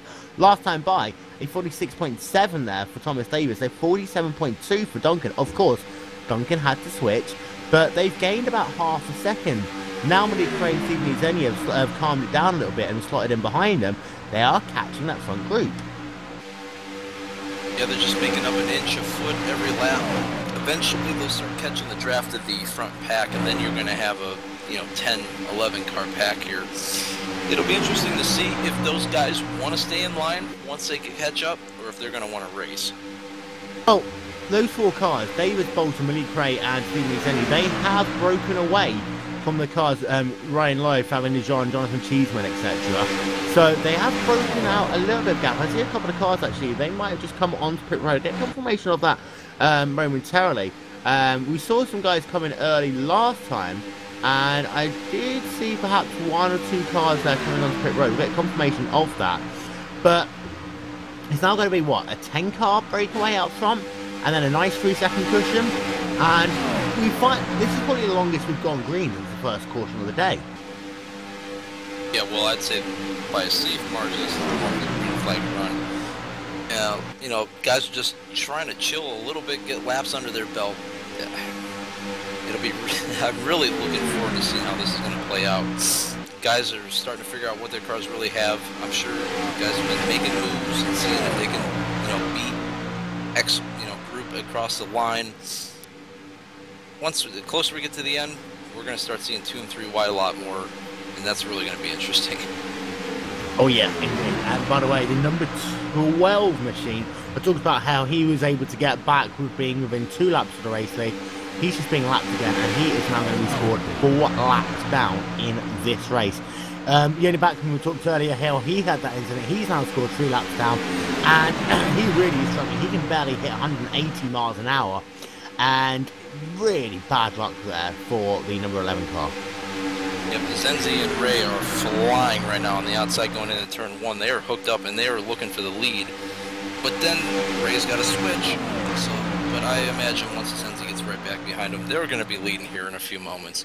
These guys are an interesting group because they're really aggressive, but man, they really know what they're doing. They're not making any stupid moves, staying out of trouble that's not of their own cause, and they're looking really strong right here.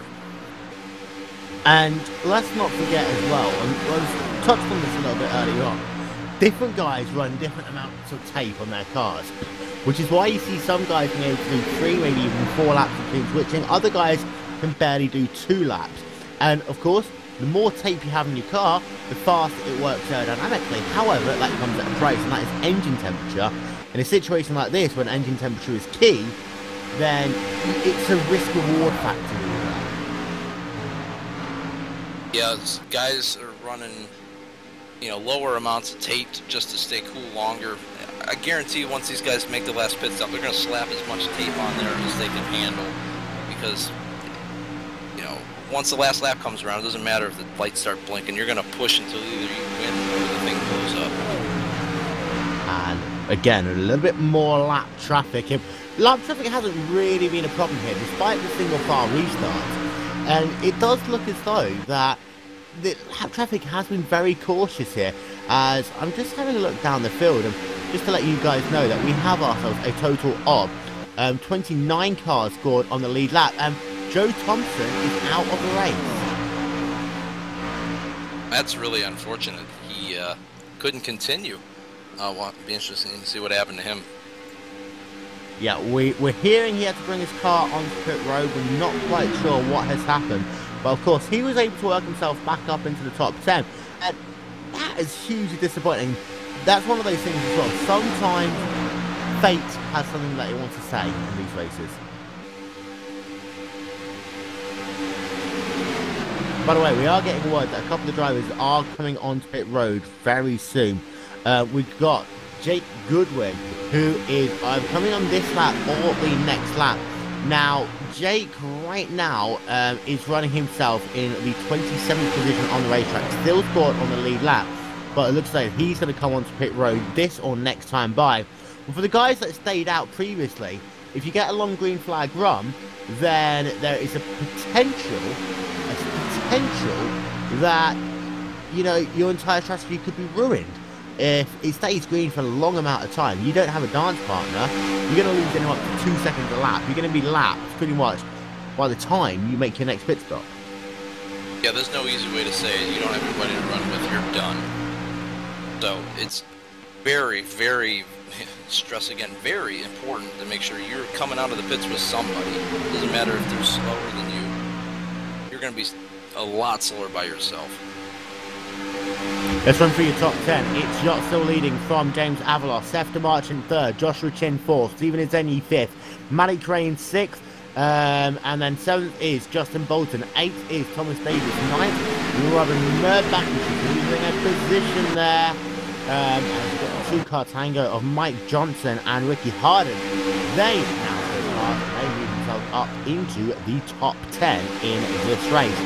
Just having a look, by the way, when these guys last pitted, and their last caution was on lap number 71. They're working themselves right now on lap number 97. We're about 10 laps away from green flag pit stops now. Yeah, these guys are setting themselves up for green flag stops. I'm sure they'll be occurring within the next couple laps, as we've been seeing some of the guys farther back peeling off and heading up their road in service of their virtual crews. Yeah, I'm just keeping an eye out. I heard at Glimpse Radio that one of the front cars might be coming onto pit road this time by. We will keep an eye out on that. But it is still Avalos leading from Yacht. Those two have been pretty much leading the way the last 15-20 laps or so. Nicholas Morse in that number 3 car. I'm wondering whether he's coming onto pit road this time by. But again, if you can pit early, you're now in a window where you can make it on a couple more stops. So you might see a couple of guys come in early. If they've got that dance partner, they will come in early just because they avoid all the drama. And I tell you what, there is a couple of cars crab walking right now. And that's Benjamin Burmeister trying to bring his car back to pit road. And yeah, well, Benjamin Burmeister, I think actually, this has just happened to Benjamin Burmeister. He must have just hit the wall somewhere. And this must have been down... Yeah, it must have been very recent because... Oh, this is, yeah, on lap number 96, Benjamin Burmeister in that 6 car. Again, right rear quarter panel, he slams it into the wall. And he also catches Chris Moss there in the number 34 car. We stayed green, however, but Burmeister, his day's gone from bad to worse. Yeah, really unfortunate, but then again, just like we've been saying throughout this whole race, the right rear corner, it just catches these guys out, and there's really no way to save it. Once that car gets sideways, you're done. And unfortunately, he paid the price for it, and the 34 car got caught up in it as well. It was Joshua Chin who led lap number 99, leading lap 100 of this race. It is going to be a drag race, but I have a bit of a feeling that it is going to be that inside line which will prevail, and that means Jason Yacht will lead lap 100 of this race. We're down 88 laps to go. We're into the second half of the race now. Now that's the important thing for these drivers. The mentality from half 1 to half 2 even. Half 1, survive it. Half 2, gradually start turning up the whip. Yeah, you're starting to see that up front here. They were running single file, letting them each other switch without really any issues. Now you're seeing the 16 and the 13. They want to see what they can do. They're making switches while leading. And you got that 21. You know, he's taking the lead with his partner that he's been working with the whole race. Guys are still learning. Guys are going to be learning up like 10 laps to go, and then there's nothing else you can really do but just put the hammer down and hope that the gaps open up where you need them to. And right now, lap number 101, we're about 7-8 laps away from green flag pit stops. We are going to try and get a chat with Yoni Backman at the moment, of course. He had a very bad moment which put him out of the race. Yoni, it all happened down on that inside line in the tri-oval. Just looks like you caught that now famous right rear quarter panel. Actually, yeah, I caught it. That wasn't the reason for the slide. My setup was absolutely horrifying. That was probably the worst setup I've ever driven in Daytona or Talladega. And kudos for Aleski, Super Aleski, for the setup. We were tweaking the setup like 15 minutes before the race from a super old setup. And the old setup was stable. It was not quite as fast, but now when we made a fast setup, the problem was on the main straight that every time I went to the low line, the rear end had like 0 grip. It literally wanted to go flying every time, and I told my draft partner that you should keep it on the second lane every time on the main straight, and he said okay, but then a few laps later he just went to the low line anyway, and yeah, the rest can be seen in the stream. And how difficult was the running out there? Of course, you were able to get yourself up into the top 10. How close is the competition on the track right now? It's very close. I mean, it's people drive very maturely and know like pointless 3 whites, at least in the pack that I was involved in. All the switches went like everyone gave plenty of room for the guys switching, and overall it was very good. And because of that, everyone stayed tightly in pack. And yeah, unfortunately, my race ended this way, but I had fun. Jenny Backman, unfortunately, out very early on in this race. And that's an interesting point, David, because we talked about this earlier on, that some guys have been working on their setup to kind of get rid of the tightness, or in some cases the looseness. And it does seem to be, if you make that car looser, the rear tyres do seem to grip a lot less when you're working yourself on that front stretch. Yeah, there's a lot less banking to work with. Those tires are not digging in. Oh, what's on pit road? And what's the into the wall? just wrecked. Yeah, and this might bring out a caution.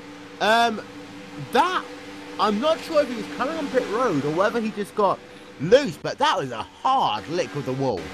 Well, he had a little bit of a glitch, and I think when he popped back up, he smacked into the back of his, drafting partner's car, and that just sent him straight in the wall. He's got huge damage. Unfortunately, that's probably going to take him out of the running for the victory here. And that does 2 things. A, that really hurts his chance to say he is pretty much out of this race now. But also, Avalos on that number 21 car, he's lost a dance partner. Yeah, he's just grabbed whoever he can find. Jake Goodwin on the tail end of the lead lap, actually 2 laps down, is just pushing him because that's all he's got. Goodwin's car's clean. You might as well work with somebody, right? Yeah. It is always the case. It looks like that high school thing. Your date lets you down. You just go and find the nearest person who makes you smile.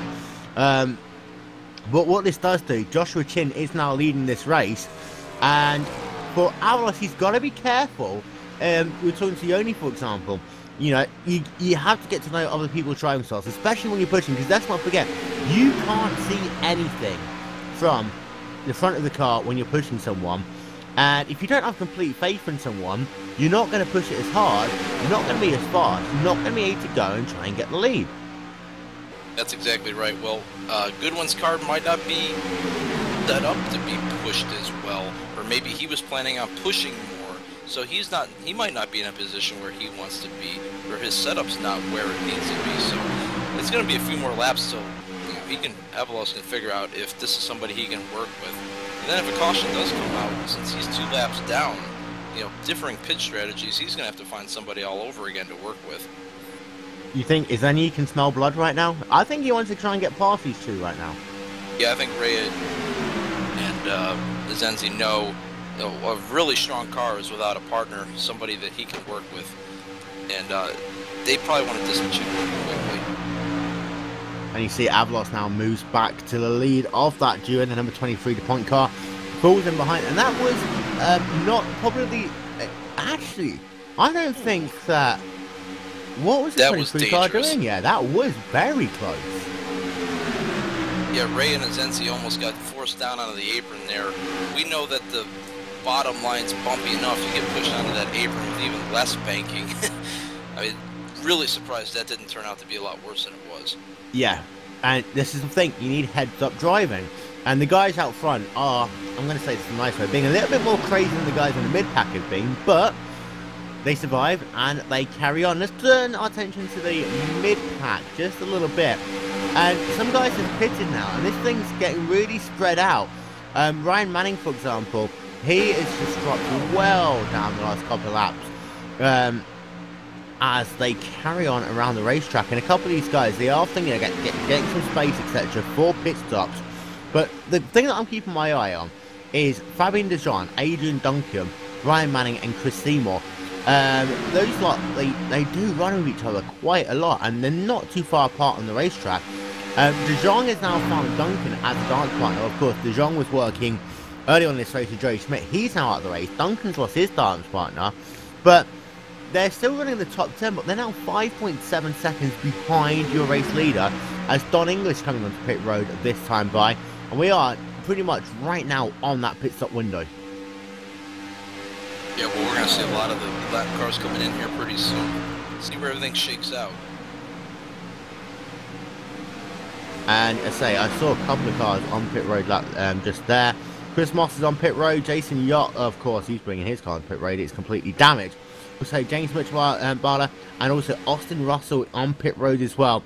And what a change you could have to this race. Austin Russell was leading early on this race. Got involved in that incident with Joni Backman. He has now scored 25th position on the racetrack, 1 lap down. Yeah, that's really unfortunate. That very strong car worked really well with his partner. Now he's by himself with a little bit of damage. He's really got to be thinking that needs a caution. Get that car fixed up and can find somebody to work with as Ray and Azenzi come into the pit road. Yeah, Adrian Duncan, talk about another car who has to find a dance partner again. I think he came in with having De Jong, but De Jong has to slow down to allow Duncan to catch him back up. We've turned our attention to Azenzi and Malik Ray. And again, Malik Ray shoots through his pit box.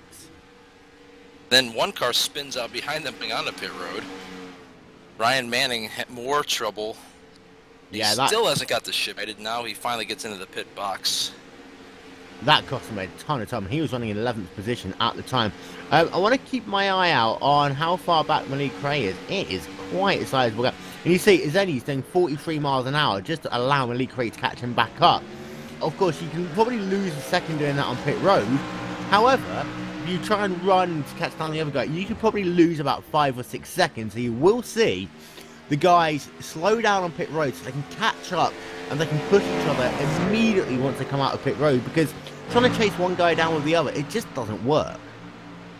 No, it doesn't at all. You got to give Azenzi a lot of credit for sticking with Ray, even though he slid through his pit box twice. You know, these are both young guys. Sometimes young means immature, but on the racetrack, these guys are as, tough as nails. They're working together really well, staying out of trouble, avoiding what trouble does end up in front of them. If I got to put my money on anybody right now on lap 111, it's one of these two guys is my pick to win the race right now. Nicholas Morse is on pit road, Justin Egan on pit road, Jeremy Anima on pit road, Bud Tully on pit road. Had Ricky Hardin and Mike Johnson. They've been on pit road. They are back out onto the racetrack. And here comes your leader, DeMarchand and Joshua Chin, both on pit road. Now, since these guys haven't been working together the whole race, DeMarchand and Chin, it'll be interesting to see how well they stick together once they come off pit road, or if one will wait for the other. Right side's only there for Michael Chin. Let's see where these two come back out together. This could be critical for a race lead. Of course, now as green flag pit stops, the field will get spread out even more. So, cautions with cautions, green flag pit stops, you can get through them okay. Spread the field out more, it means it's a drive. And look, that was very well done between DeMarchand and Chin. Yeah, perfect. They didn't have to slow down for each other at all. They made their stops, no problems, lined up right behind each other, and they're good to go again. And we'll keep an eye out to see, what the gaps are between these guys once they all back up to speed. Bolton, on my watch, he's at about 8 tenths back from DeMarchand. Of course, he has got Thomas Davis pushing him again, but it's all a case now of how quickly you can hook your cars back up together. It looks as though that DeMarchand and Chin were able to do that immediately, and Bolton was able to do it pretty well. That gap is now 6 tenths of a second, but every 100 yards that you try and do it there, it's going to hurt you a little bit later on. That's right. And then you look at Ray and Azenzi. They pitted 1 lap earlier. They're hooked up. They're going as fast as they can. Chin and DeMarchand are still, trying to work their way up to the top speed. So Ray and Azenzi made up a lot of time there on that lap. Yeah, but again, they're having to switch very quickly. They've only been out, 2 laps, and Azenzi's already having to go past Ray, otherwise his engine's going to get too hot. They've definitely got to have the more tape strategy, but they switch so fast that it's almost like they don't switch at all. They lose so little time. Look at the guys in front of them. They're switching And they're just gonna eat them up here in a minute. Yeah, and actually, I'm going to keep an eye on what their lap time was as they come past start-finish line. They did 47.0 that last time by. This time they do a switch, and their lap time is going to be a 46.904. They go faster. Yeah, well, they're not losing any time switching at all. So their cars are optimized for this type of racing. They got as much tape on there as they can. It goes faster. When they switch, it's like they don't slow down at all. They're in prime position to win this race. It'll be interesting to see if they can avoid the trouble and get to that last lap, see if they can make it work. So now working ourselves on lap number 115 of 188 here in the iRacing.com Talladega 500, presented to you by GlacierTV. Worthington along with Judson. We had 5 cautions in the first 75 laps of the race, but we have then been green since then. We've had a round of green flag pit stops, and the way it stands right now, Stefan Marchant in the 16 car leads away by 0.55 of a second over Joshua Chim. And Thomas Davis in third, Justin Bolton in fourth, Malik Ray in fifth, Stephen Izenyi sixth, James Avloff in the 7th position, Don English in 8th, and Chris Seymour just lost a couple of positions there in the number 18 car. I'm just trying to figure out who he's working with right now. That's Jay Goodwin who scored laps down, but Chris Seymour I think might have had an issue somewhere. Nope, just working himself through traffic. Out front, however, that gap has closed itself down again. The Marchant and Chin separated by less than a tenth of a second. Thomas Davis is 1/10 further back. Malik Ray and Izenyi a further 10th back. But now the gap between 6th and 7th is now up to 7 seconds on the racetrack. So the top 6 perfectly executed their pit stops.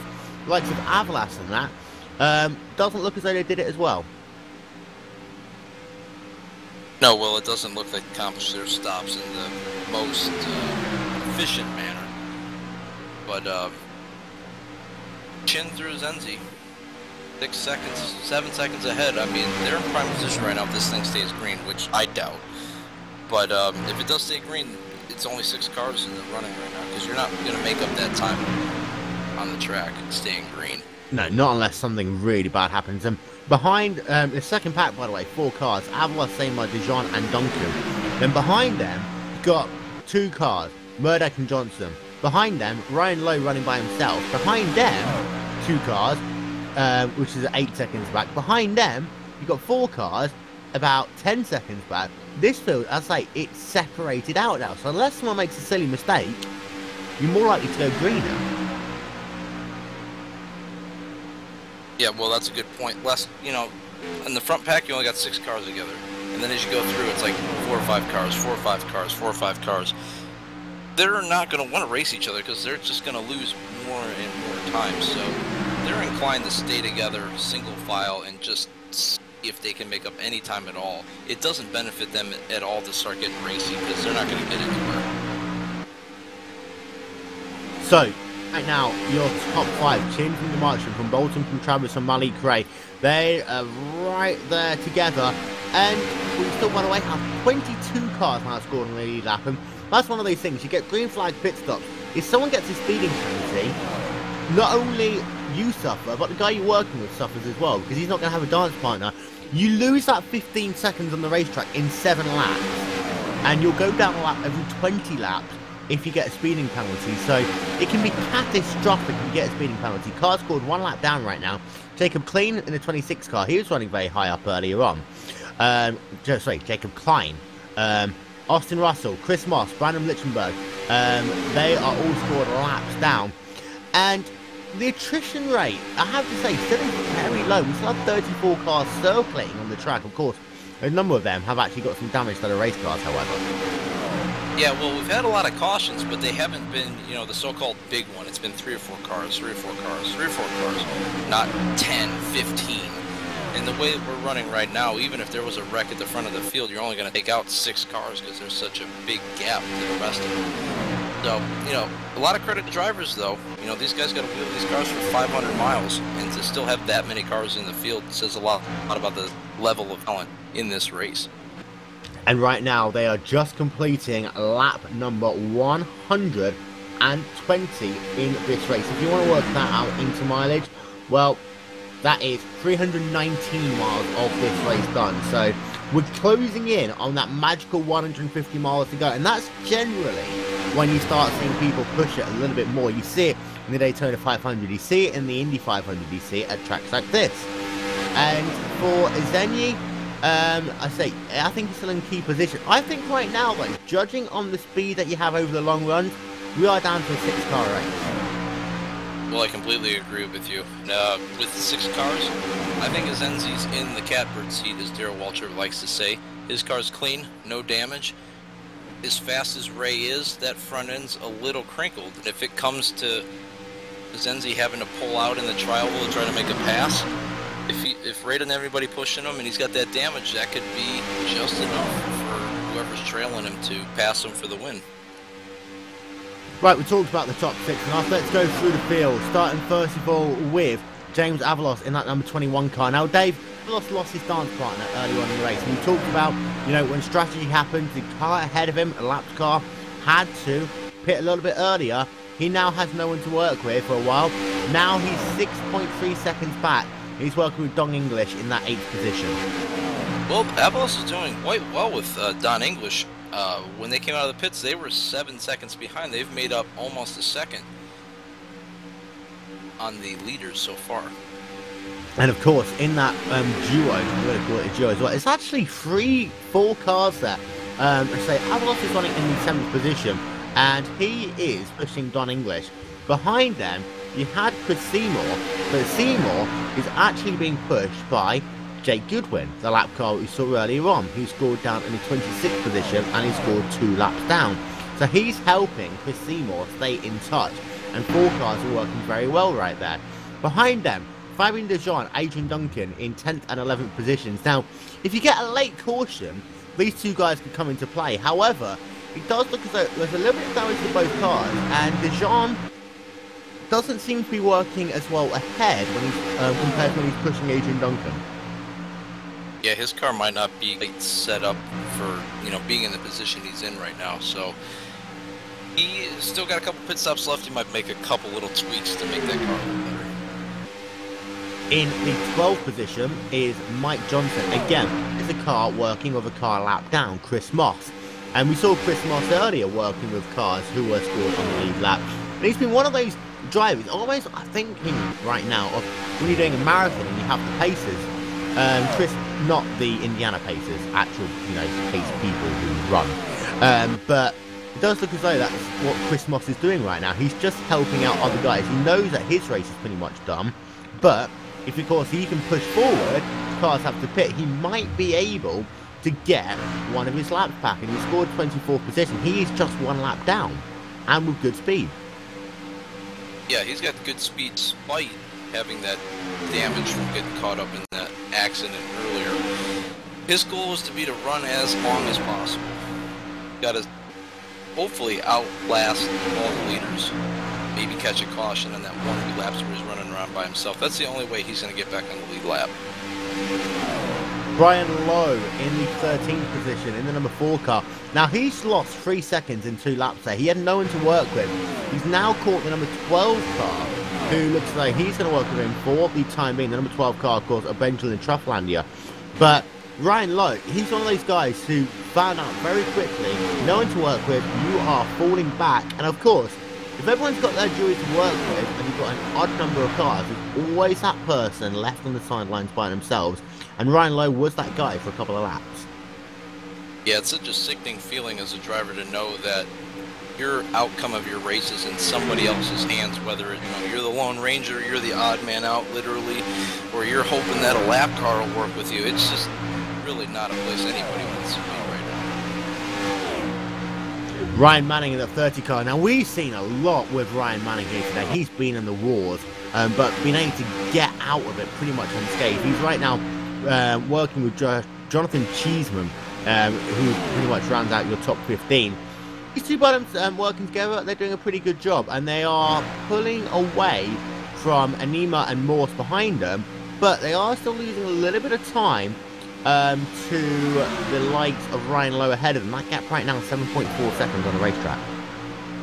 Yeah, Manning's had a lot of tough luck, some self-inflicted, some not of his own doing.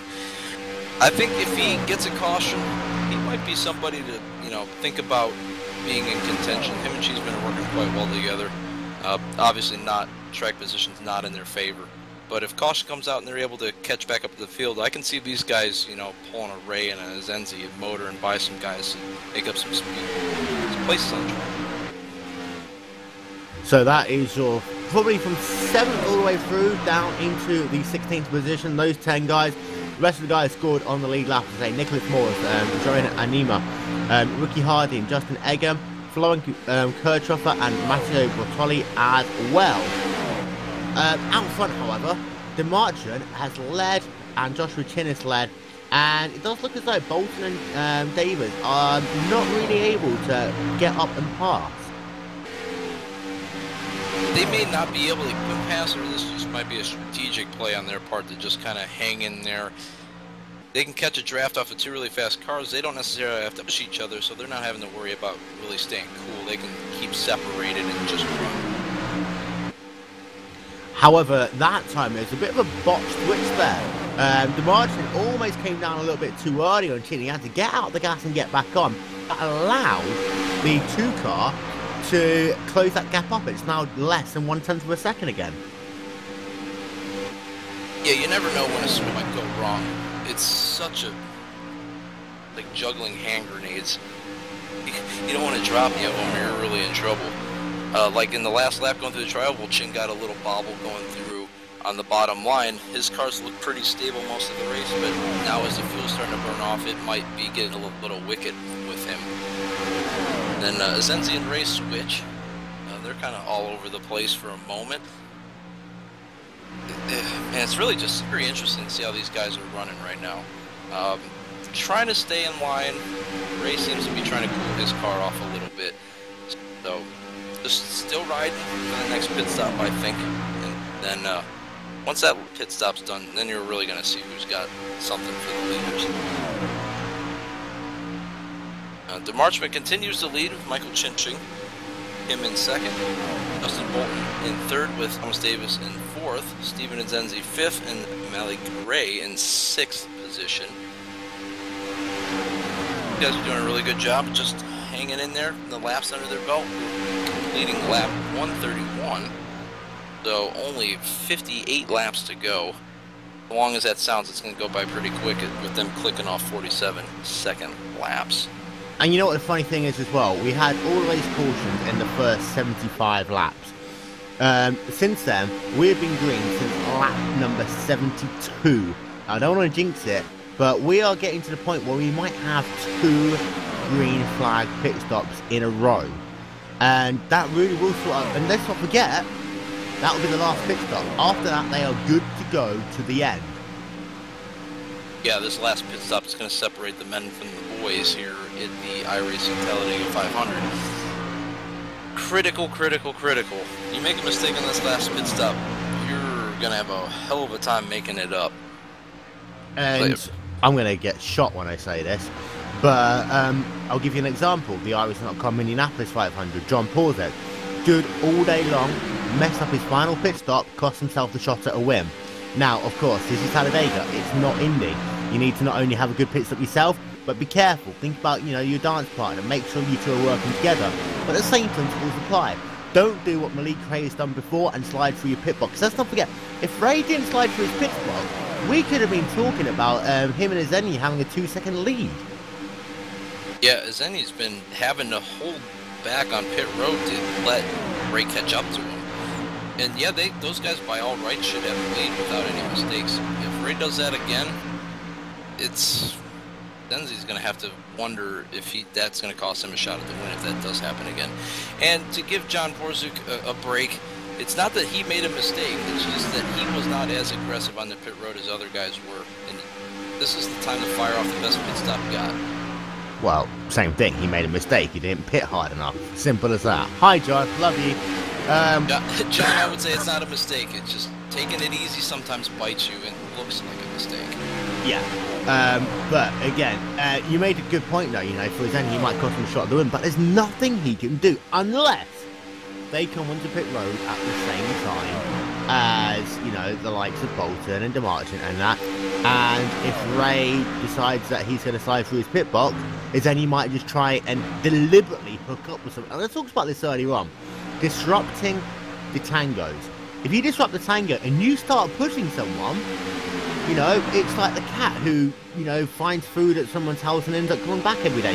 You might just start going there and working with that guy, period. Yeah, you find your friends where you can find them. On the final run, if somebody's in front of you and your dance partner's gone, just push them. Just start going with them, because you don't really have a choice anymore. If you don't work with the guy in front of you, you're not going to win.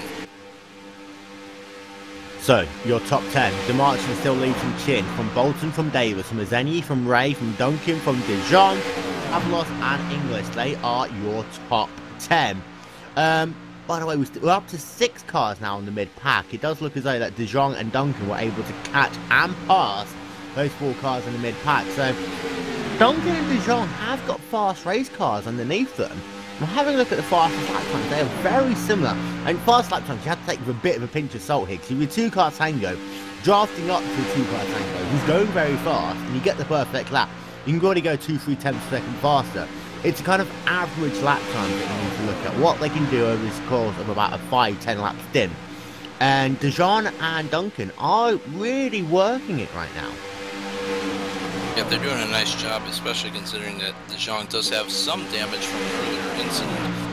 That they were able to overcome Avalos, who we all have seen has been very quick. So, can't count him out. Caution comes out and he gets near the front. I mean, there's a lot of guys out there that are in the back that are capable of winning this race. But right now, the way that the race is played out, 6 guys still lead, and they're really the only guys that really have a shot right now if it does stay green. Just to give you guys an update one more time, we've got ourselves 22 cars now scored on the lead lap. We've got 3 cars scored 1 lap down. That is Jacob Klein, Chris Moss, and Austin Russell as well. For those of you who are just joining us, we had 5 cautions in the first 70 laps. However, we are now in a very long green flag stint. And the retirees out of this race, Jeremy Lakoska, he had the #1 I rating. We'll give you guys a bit of a chat about I rating in a moment. But he's going to lose the most I rating. He is the guy who will be finishing last in this race. Joey Schmidt, one of the outside contenders, he was out very early on as well, involving an unfortunate incident as the cars were packed down to turn number 3. Jose Gonzalez also out early on. Michael Patton, Chris Moll, Zach Hudson, Yoni Backman, Jason Yacht and Benjamin Burmeister, they are all technically classified at this stage of the race as out. Out front, however, let's have a look at the out front. The gap is back up, by the way, between the top 6 drivers and P7 to 7 seconds on the racetrack. So, you know, it's neutral once again. Yeah, it seems like almost like a rubber band. It'll pull the second group in a little bit and then it snaps back out. On average, they're about 7 seconds behind. And over the course of this run, they haven't gained anything, which is, you know, I'm sure very disappointing for those guys 7th on back. Top 6 will love it because the less cars they have to deal with.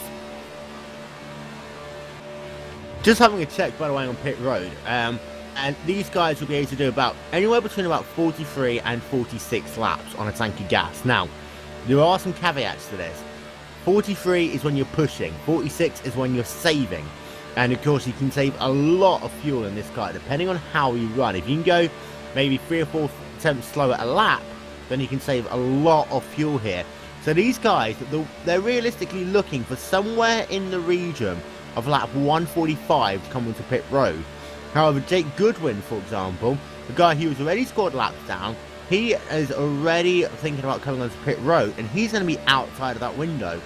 Now, if you're one of those guys that pitted early the last time by, you're going to be right there on the window, or you might be in a situation where you've not got the chance. Well, I think that's why you're seeing Ray and Azenzi hanging back at the end of the 6-car draft. They pitted earlier than Chin, DeMarchant, Davis, and Bolton. Maybe they're right on the edge, and they need to draft this run to save enough fuel so they can make that final charge without having to pit again. And when they were really aggressive early on, they have kind of slotted into line now, and that is one of the things, you know, you have to drive each stage of the race differently. If you want to make yourself through the field, you've got to be fast when you do it. You've got to be aggressive. If you're just riding, there's no real pressure at all. Although, I'm going to talk about Formula 1 very quickly. In 1988 Monaco Grand Prix, Ayrton Senna, he was so far out the groove that when someone disrupted him, he decided that he was going to crash. And lap traffic coming into play all the way around the outside. The number 10 car, the number 40 car, I take that back. And that is Florian Kirchhofer, who's running in the 19th position. He's having a, they have just gone down a lap. Now, what this is going to do, is going to build the front pack up even more, because now you've got more guys with some form of speed at the front, less guys with speed in the second pack. It's going to increase that gap, and already it's up by a couple of tenths a second again. Now, if these lot kind of hang together, that gap will be up to 10 seconds before you know it. Well, I thought Chin and Demergent were going to get away there. Caution, and this is Huge. This is huge, and there's a reason why this is huge. These guys are going to pit with 46 laps remaining. They're going to go back to green flag racing with 44 laps remaining. If these guys want to know what a clutch pedal is, it's now that time. By the way, going to get you an update on who brought out that caution in a minute. I saw a car, and it was Ryan Lowe in the number 4 car. Right rear again.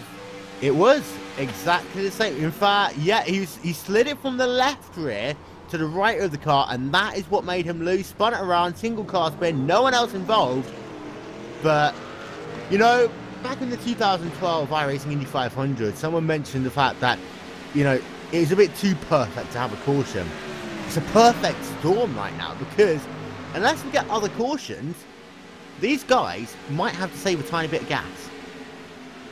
Yeah, that's really going to throw a wrench into the works for these guys, because guys like Azenzi and Ray, they want to go, and their cars are set up to go flat out, full out, let's go as fast as we possibly can. And if they got to run and save fuel, that doesn't play into their strategy. And seeing some of the radio from Malik Ray, it sounds like his leg might be hurting a little bit, having to keep the hammer down for so long. Don't forget, you can buy iRacing bricks at iRacingbricks.com. Use them for plate races, and just use a little lever if you need to get off the gas. iRacing bricks, they're awesome. Pit road's open, by the way. Joshua Chin is leading the field onto pit road. I'll talk about that again in just a moment.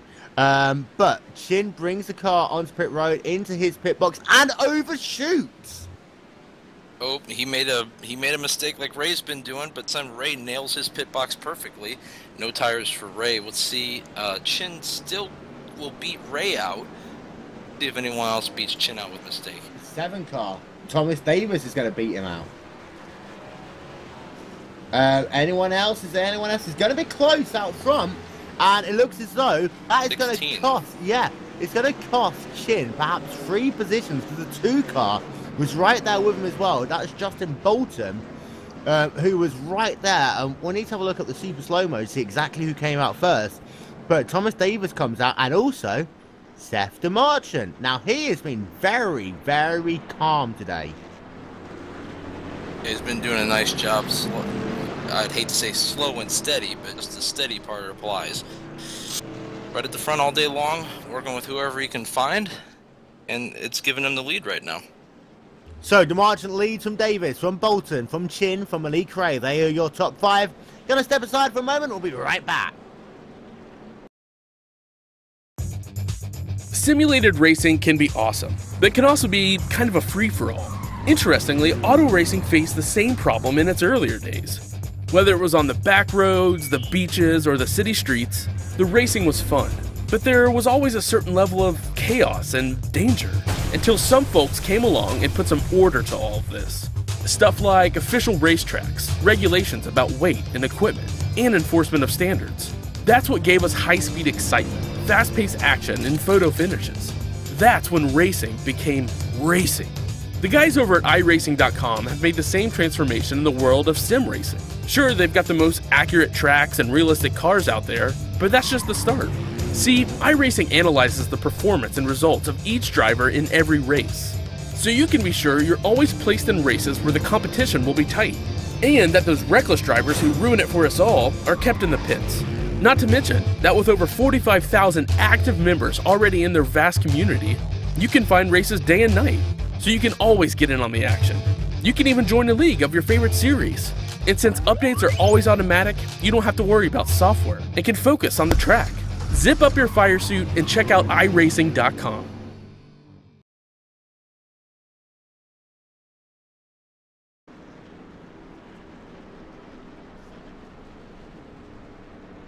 So, welcome back to the closing-ish stages of the iRacing.com Talladega 500. And Dave, it's become the clutch fest caution. I was having a listen there while we were on commercial, and at least the top 10, they are all clutching. Yeah, well, you can see them running the apron, trying to take the absolute shortest way around the track that they can. Clutch it, shut the engine off, do whatever you got to do to save every precious drop of Sunoco fuel in these cars. And the important thing is, if it goes green from now, these guys might be short. Now, I'm going to take you back to, remember this time when some guy ran an IndyCar race and he ran out of fuel in the final lap at Talladega and won? It could come down to who has the most left in the tank to literally run out of fuel the least if it stays green. Yeah, well, that'd be very interesting to see a finish of guys coasting. Like you said, whoever runs out of fuel last has the most power. He'll be going the quickest. So it'll be very interesting. We'll see if somebody can pull off what Kevin Harvick did in Coke 600 in 2011. Maybe somebody could push him around under caution, save enough fuel, and might be able to take a win. Right, so the field as it is right now, it's Seth DeMarchant leading the way. Then you have Thomas Davis, then Justin Bolton, then Joshua Chin, then Malik Ray, then Stephen Izenyi, Fabian Nizon, Adrian Duncan, Don English, James Avalos. They are your top 10. This is going to be an interesting restart right now, because if you're DeMarchant, you want to hold him for as long as possible, because you're saving more fuel. So, we'll keep an eye out to see how long DeMarchant holds him for. Some guys look like they want to top the tanks off here, and they're heading to pit road. Which, if you're in the back of the pack, why not? If you're at the back of the pack, it's a perfect idea. See, the 42 car of Mike Johnson is on pit road at the moment. I think it was the 18 car, Chris Seymour. In fact, he is on pit road as well. And the 38 car, Brendan Lichberg, he is on pit road. Of course, Lichberg has scored 2 laps down, so he's out of contention for the time being. But Anima, Hardin, Morse, and Rhyme all topped off on gas. The good thing is, though, the pace car has stayed out a lap longer than it's done so far in this race. So, 44 laps, you're right on the limit now. I think it's odd that DeMarchant is one of the few cars that is not choosing to run the bottom. Either he doesn't know any better, or he thinks that he's going to be good to go on fuel, because I would be wanting to save, even if I thought I was good, because last run, you're going to be pushing harder than you ever had been before, and you're probably going to burn more gas than you're used to. Maybe he's got one of those secret NASCAR fuel tanks. Well, if maybe he's got a Smoky Unique virtual fuel tank, you could take the tank out of the car and he'd still be able to drive off. Yeah. But what do you do now? It's a fuel mileage race. Do you go gang-ho and hope there's a caution to make it a race again? Or are you already thinking about conserving a tiny bit of gas, just in case? Well, I think you got to conserve until somebody wrecks, unfortunately. Radio traffic is saying that Malik Ray may have a flag, not sure what's going on there. Wow. And Malik Ray, you can't go into pit within 2 to go green unless you've already come in. Malik Ray, he tried outthinking the field, and that's going to cost him. But did he not pit? I'm not quite sure. Maybe he was at... Yeah, we'll have to see what happens here. He may have to pull off, and then that's really going to throw a wrench into the works with this NZ. Pace car's in, by the way. Going to go back to green flag racing. 44 laps left to go. 43 laps left to go at the line. As I say, DeMarchant is holding the field right until the final second. Green flag back in the air. And he gets a good jump. Davis in second position. Bolton in third, Chin fourth, Malik Crane fifth. We'll keep an eye on that 10 car, because if he's got a black flag, someone called Stephen Zenny needs a draft partner, and the Merchant is falling back. He's falling back to Chin, because they worked so well together. I thought it almost seemed like he ran out of gas, but hooking up with a guy that he knows he can work with, and now they're getting going again. So those two hook back up together. What that does, it gives the race lead for the time being back to Thomas Davies, who restarted in the second position in the number 7 machine. The number 2 car of Justin Bolton is right now pushing him, and then it's the Merchant in third, Chin in fourth. Keep an eye, as I say, on Malik Crane, whether or not he does actually have a black flag penalty. He will have another 2 laps in which to serve that, so perhaps he might try and pull Zenny up close to these guys. But Malik Crane, that could be game over. In fact, that will be game over for him almost.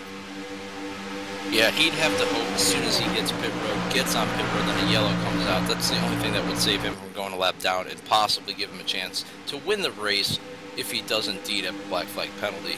And DeMerchant and Chin, look at them hooked up. They just fly by Davis right now. On the outside line, getting the job done. Back to the point there. So, again, it shows. Just because the dance partner might be 4 or 5 cars back, if it's someone who you can trust, who you can work with, who you know how to work with, quick to fall back, because you're only going to move your way forward again. You know, Will, if this is a fuel mileage race, the last place I'd want to be right now is in lead, because you're doing all the push and brake in the air for everybody behind you, and you'd probably be using the most fuel. So, Merchant's either he's just going for it, or he doesn't know any better. I'm going to assume that he's just going for it right now. Well, of course, if there's a caution, then everyone's back in the same strategy, but we know that track position doesn't mean anything, really, on a restart, because look what just happened. Yep, exactly right. These guys have got to be thinking there's going to be another yellow, especially now that everything's bunched back up again. You got groups with 10 and 15 cars in it, and that's a much better recipe for incidents than 2 or 3 together. Up, and there we go. There's one wreck and caution, and that is it. Now it's no longer a fuel mileage race. It is back to pure racing here, and it is James James Milbacher there. This was down in turn number 4. I say it's just solo incident, which ends up then catching out Jake Goodwin in the number 23 car, and another right rear clutching. incident. Yeah, everyone clutching. Yeah, it looks like Milbacher, his car had a technical issue for a second, then he caught the right rear of another car and it sent him right around. And unfortunately, right when I said that there would be another caution, there was, so I should probably not say that anymore. Cautions breed cautions, and the commentator's curse exist. Oh well. So once again, we'll get ourselves a replay of that up on your screen in just one moment, and just it's a very weird incident that happened there, actually, though. And it was a number 25 car, as we say, the number 25 machine, and it was a very weird incident, and it's one of these unfortunate things about, you know, Talladega. Everyone's so close together, and there's always a chance it can just go wrong. Yeah, well, it's interesting that we thought that one caution was going to be enough for them to make it. Now you got guys, they're hitting pit road. They were not even that close on fuel, Chin and Millenbacher there, or I'm sorry, DeMerchant. A lot of cars hitting pit road, and Chin misses his box. That's not going to help either. Again. So maybe guys, yeah, go on. Chin and DeMerchant have really been off on fuel, because why would they come in and pit? We thought one caution was going to be enough for these guys to make it. Well, that is incredibly interesting. Of course, now that duo goes to the rear of the cars, because of the fact that, of course, it's a single file restart. They're going to have to overtake the entire field again. We're going to bring down our in-race reporter, Nicholas Morse, again. Now, Nick, you are currently scored in the 18th position. We'll just let you do your pit stop, and then we'll talk to you. In fact, you're just coming out of pit road. But pitting again, how close was it on fuel? I think we're good to go now. I topped off last stop. Oh, looks like my game just crashed. I think I should be good to go on fuel. Well, you were good to go with fuel. Unfortunately, you're not I anymore. was good to go. Game crash. We'll let you sort yourself Commentators out. curse again. Yeah. But the guys out front, how close is it for them? I mean, we've seen them clutching this caution, the previous caution as well. I mean, do they need another 3 or 4 caution laps in order to make it to the end, or are they going to be all right? Yeah, I think so. I think if they topped off, because we had that delayed green, I think if they topped off with us, they'd be fine. But everyone's clutching right now, so I don't know. It'd be pretty interesting. If I can get back in the server, I might be able to stay one down, so we'll see. But I don't know. It's fun. I had a lot of fun out there. Car wasn't great, but you know, I felt like I was top 15, top 10, and anything can happen with Rex. That long green flag stint, however, I mean, that was almost 100 laps, well, sorry, almost 80 laps there that you were running under green. And it was interesting to the point that everyone would have had to have come in right on the window anyway. So you kind of been in the same situation, but how tough was the racing on that long green flag stint? Because we've heard a couple of cars complain that they're starting to get cramp. I was actually bored. I was trying to stay awake because trying to like rest my eyes. The guys I was drafting with, they weren't bad. I just know that they hadn't done it as much as maybe I had, and they were just a little bit rough, and our cars just weren't matching up. So I was trying to find a good partner, and literally I was saved there with a few other guys. The leaders were just literally car lengths away from passing us, and the caution came out. So I got pretty lucky there. Well, good luck. Hopefully everything sorts itself out for you. Nicholas Morse, our in-race reporter.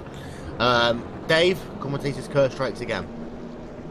Yeah, we radio Nick to see how he's doing, and then technical glitch nails him, and he's probably going to lose at least a lap, unfortunately, for that. Well, really interesting to hear from him about he had topped off on the last caution, and he still wasn't going to have enough fuel to make it. So guys like Bolton and Davis, who did not top off last caution and are clutching it right now, they've really got to be worried if they got enough fuel or not. Yep, and yeah, Bolton's running on the apron. He's clutching it. You know, we'll try and get an on board of him from the island. Oh, Joshua Chin also got a penalty on that pit stop for for a closed pit exit. So he goes right to the end. We're just gonna listen on board of the 2 car very quickly.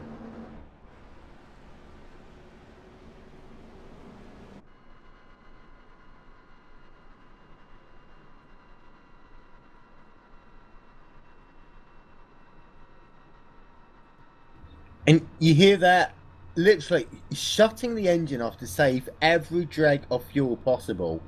Now, if you're in that situation, you don't want to lead the race, as you were saying. You want to kind of be in the middle of the pack. Of course, being in the middle of the pack is where the most drama is.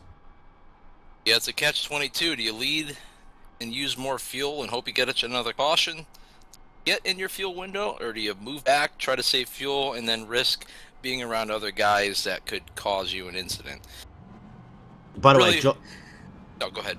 Joshua Chin has had to go pretty much to the end of the lines. He is not going to be happy with that, and he is right behind all of these cars. And to be fair, there's no one for him to work with right now. Green flag, by the way, is back out in the air, back to green flag racing. Here comes the 2 car. Let's see whether the 2 and the 7 drop back and allow Malik and his Enu to lead this thing, or whether or not it's going to be the other way around. It could become one of those races where we will actually start getting pack racing, because that's what don't forget the most fuel with. Well, don't forget the merchant pays a Chin's penalty because he has to slow down and let up the damaged cars by so they can hook back up again. And again, you want to do it slowly. You want to lose the time now because you gain it rather than being stuck having to wait for the car to catch you up, which is 2 seconds a lap.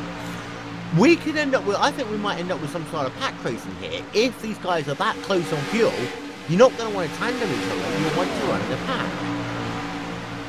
Yeah, well, that's exactly right. Pushing each other right now is going to use more fuel. And Ray and Azenzi are in the perfect position to save fuel. They got 2 cars in front of them. They can really breathe it and work together. You know, it's almost like they have one mind between the 2 of them, because they're doing the exact same thing with both cars. Yeah, and you see, they very easily could have gone to the point there, but they stay behind. And of course, behind them, Fabien De Jong is 1.8 seconds back. So it's a bad restart by De Jong, Duncan, and that lot again there. Yeah, well, unfortunate restart for those guys. Now they're in a position where they have to push just to keep up with the leaders, so they're not going to be able to save any fuel at all. And this also benefits Ray and Azenzi again, because there's no pressure behind them. They can save a little more. And also the 39 car of English. It looks as though that he was saving just a little bit there as well, as was Avalos. To round out your top 10, it's Murbank and then Cheeseman. But the switch happened between Davis and Bolton and Azenyi and Malik Ray, and they were just staying right there. Now we know that this duo can do 206 miles an hour coming to the end of the backstretch. They're doing 205, and they're not really pushing it right now. No, they're not. De Jong is flying right now, though. He's got a lap car in between him that he can kind of use to draft off a little bit. They're in the position now where they have to go, and hope that the guys in front of them are a little off the pace trying to save fuel. Maybe they can catch up and then try to save fuel, but that's not a comfortable position to be in. You want to save the fuel early. You don't want to save it later in the run. Exactly. If you save it early, you've got more to give it. Danica Patrick, 2008, Twin Motegi. He saved the fuel early. Elio Castaneves, he saved it late. And look at this. Look at this to the outside. They are allowing Azenyi and Ray to go past. Yeah, Bolton and Davis made a switch. It seems like Azenzi and Ray really don't want to lead, but they're in the position where they have to kind of just take the lead. Because if they go too slow and try to let Bolton and Davis go by, you're going to just rope in 6 more cars. So they better get things sorted out, or they're going to have a pack here pretty soon. And they are slowing down. They are trying to force that 2 to go back past them. And this is what I was saying. We might now have a pack race. And De Jong comes up into this. They're doing 200 miles an hour, Malik and Azenyi, and they are trying to force them past. Look, Malik Ray saying over radio, we are not going to push. We are not going to push. And what this has done, it has allowed Duncan and De Jong to close up 6 tenths of a second in 1 lap. Last time by at 47.5 for Malik Ray. Yeah, they were so reluctant to take the lead because they know that they got to try to save every drop of fuel that they can. They don't want to lead till probably the last lap, the way things are working out right now, and it costs both of them because here comes the next 6. We're going to have a 10-car group here in just a moment. Yeah, last time the gap was 1.3 seconds, and now they are right there. It's Fabian De Jong. It's down to 6 tenths of a second. Last time by 46.7 for De Jong, 47.5 for Azenyi. Well, a dramatic difference in lap times there, Will. Now De Jong and these guys behind them are in a position where they can try to start saving fuel, but they burn a ton up just trying to catch up. But again, you can save up, you know, if you have to do it for 2-3 laps, it's okay. If you have to do it for 5-10 laps, it's a lot worse. I think De Jong and Duncan might just be able to. But again, do De Jong and Duncan want to catch up? I think they're in the draft now where they don't have a choice. They're going to need to catch up, or they're going to risk losing them again. With 31 laps to go, it's really interesting to see how this is playing out. I've never seen a race before where nobody wanted to lead it. And look at this again. The 7 car pulls completely out of line and forces the 10 and the 5 to the point. Yeah, they just made that happen. They pulled out of the way and said, you guys go ahead. We don't care if you don't want to lead. We're going to slow down so much you have to pass us. And now Ray and Azenzi are switching. And Azenzi probably reluctantly takes the lead.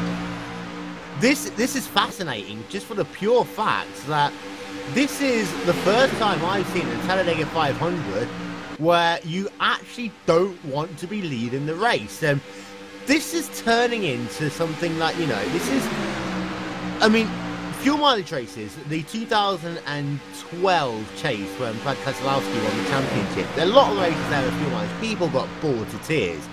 On a plate track, however, you don't see it happen. You very rarely see it happen. 30 laps to go.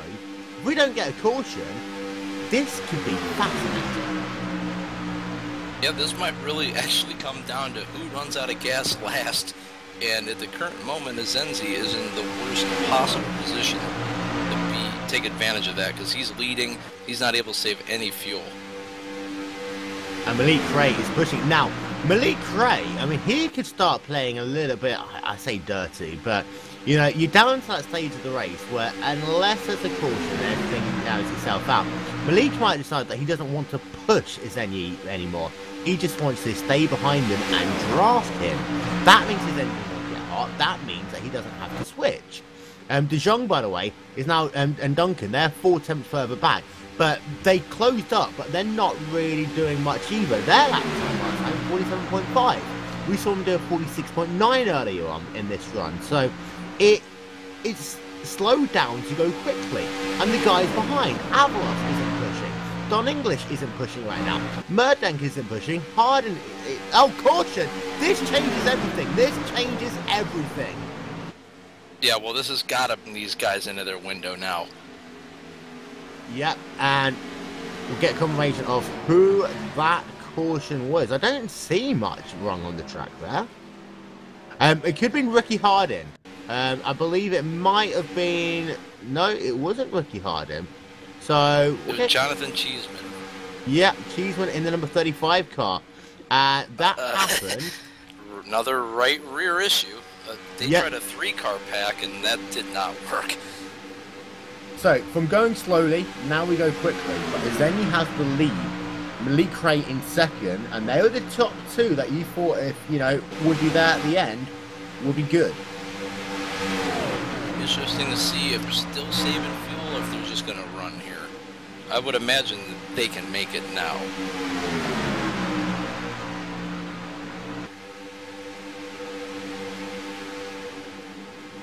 Well, now with Azenzi being in the lead and getting this caution, probably enough to make it. Now he's in the prime position with his friend Malik Ray in second. I'm sure they'll get hooked right back up as soon as the green comes out. And that is always one of the risks that you play with fuel mileage races. If the caution comes out, you're back to racing, you've now got to go back into push mode. The best drivers can switch very quickly. There are some drivers who struggle a little bit more with that. Speaking of struggling, Joshua Chin has not been able to make up any track position at all. He's the last car on the lead lap in 22nd position, and he's probably going to hit pit road here just to, you know, get new tires on it, maybe throw an adjustment at it just to see if he can make that car any better and make up some time. If I was Chin, I would put a lot of tape on that car right now. It's all or nothing at this point for Chin. Slap as much tape on there as you can, put 4 new tires on it, fill the tank all the way up, get that rear of that car down, and let her eat. Wait a minute there. Joshua Chin, is he out of the race? He may be. There may be something wrong with the car that we were not aware of, because he just pulled it off into the pits, got 4 tires, and then shut it off. Wow. Very unfortunate for Chin. I mean, obviously, fast car led a lot of laps, but no. Oh no, he's back. Nope, he's back. He must have decided that he wanted to have a toilet break, but decided to pull into pit road before doing so. Well, you know, it's nice that he pulled into pit road instead of like pulling on the side of the track or anything, because you know you don't want to do that in front of 100,000 fans. So, Zenyi leads from Malik Ray, from Bolton, from Davis, from Duncan, from De Jong, from Avalos, from English, from Murdank, from Harden. They are your top 10. 22 cars scored on the lead lap. The last one of them, well, that is Joshua Chin. And I'm surprised Chin didn't make up more spaces. And I'm just trying to have a look to see where his dance partner is. And he's not really... He's 17th. So they didn't make anything up at all. But they were probably saving fuel a bit as well. Yeah, I would imagine he was saving as much as he could.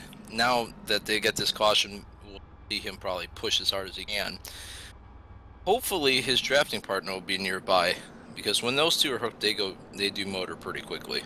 By the way, if you want to know whether or not they're still running, I don't hear much clutching anymore. Yeah, nobody's really Malik running Ray's on the still apron or clutching, anything. though. Malik Ray still clutching. That's interesting. He may be just looking for some insurance fuel, just in case. Or playing with people's mind. That could be too. A lot of racing is just messing with people's minds. Yep. So the 10 car They say we'll get confirmation to see whether or not he is actually, you know. But lights are out on the pace car. 26 laps left to go. You know what? This race has been typical ISOWC. Lots of cautions at the beginning. Long green flag run. Lots of cautions at the end. By the way, ladies and gentlemen, tomorrow the Neo Endurance Series for the Neo Petit Le Mans here live on GlacierTV, and coming your way in 15 days time, it is the ISOWC Michigan 600, because at Michigan it's all about speed. Who's gonna win it, Dave? I've got to play favorites, and since I clinched the ISOWC championship for the season, I'm going to have to say that I'm going to win the race, because I'd love to win 2 of the 3 Triple Crown events. Unfortunately, I was unable to win the Indianapolis 500. Young O shows up to Indy, no one's beaten him, but I'd love to make up for it at Michigan. I was talking about here. Oh, here? Well, basically, who's going to be second between Azenzi and Malik Ray? Whoever's second between the 2 of them, if they're leading, is going to win the race, in my opinion. Don't forget, hashtag is iRacing Tally 500. Follow me at Will Vincent, 1L please, not 2. Follow us, GlacierTV. Leave your comment in the YouTube comments who you want to win this race. Lights are out in the pace car. Bolton is saving fuel, it looks like, on the bottom. Now he's just accelerating to catch up. Insurance policy, you might be right. And of course, if these guys added some tape, they use more fuel the more tape they add. So we'll talk about that in just a moment's time, because the lights are out on the pace car. Pace car makes that journey back down towards pit road. It is a Zenny from Ray. Let's see if they go early. They are going to go early, and it looks like that Malik Ray tried to jump the start there, and Stephen Azenyi. Green flag is back out. Here, oh, and the car spins into the infield. We'll see if that brings a yellow out or not. We Doesn't appear stay to. green, and we are still green, so looks as though we might have been able to get away with that one. Well, I think Ray and Azenzi want to see if they can break away, because Bolton and Davis are still just getting hooked up now, and there's really no one else behind them for another second. These guys could push themselves away. They could just try to decide the race between the two. Gap is 0.8 of a second right now between Malik Ray in second and Justin Bolton in third. Now, if those two can pull away, they probably need about another 4 tenths of a second, but Bolton gained about a tenth there through turn 3 and 4, so Bolton might be coming back. And let's not forget, Azenyi and Ray, they have always had to change 1 lap earlier than the Bolton-Davis duo. Yeah, well, that's a very good point. But also, like been speculating, as Azenzi and Ray have been running more tape the whole race. I'm sure Bolton and Davis had to have put another piece or 2 on their cars, so switching time may even out for the guys, but only time will tell.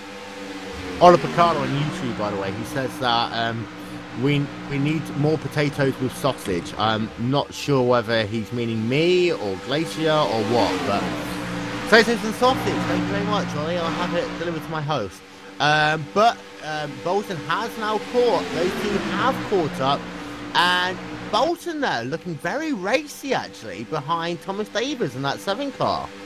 Yeah, I thought for sure Davis was going to try to break up the Azenzi-Ray tandem, but he decided against it. And Azenzi and Ray are making the switch now.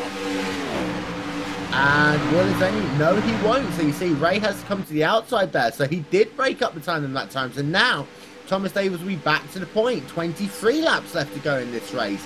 And it is a 4-car breakaway once again. Duncan and De Jong, at this point in the race, they are not close enough.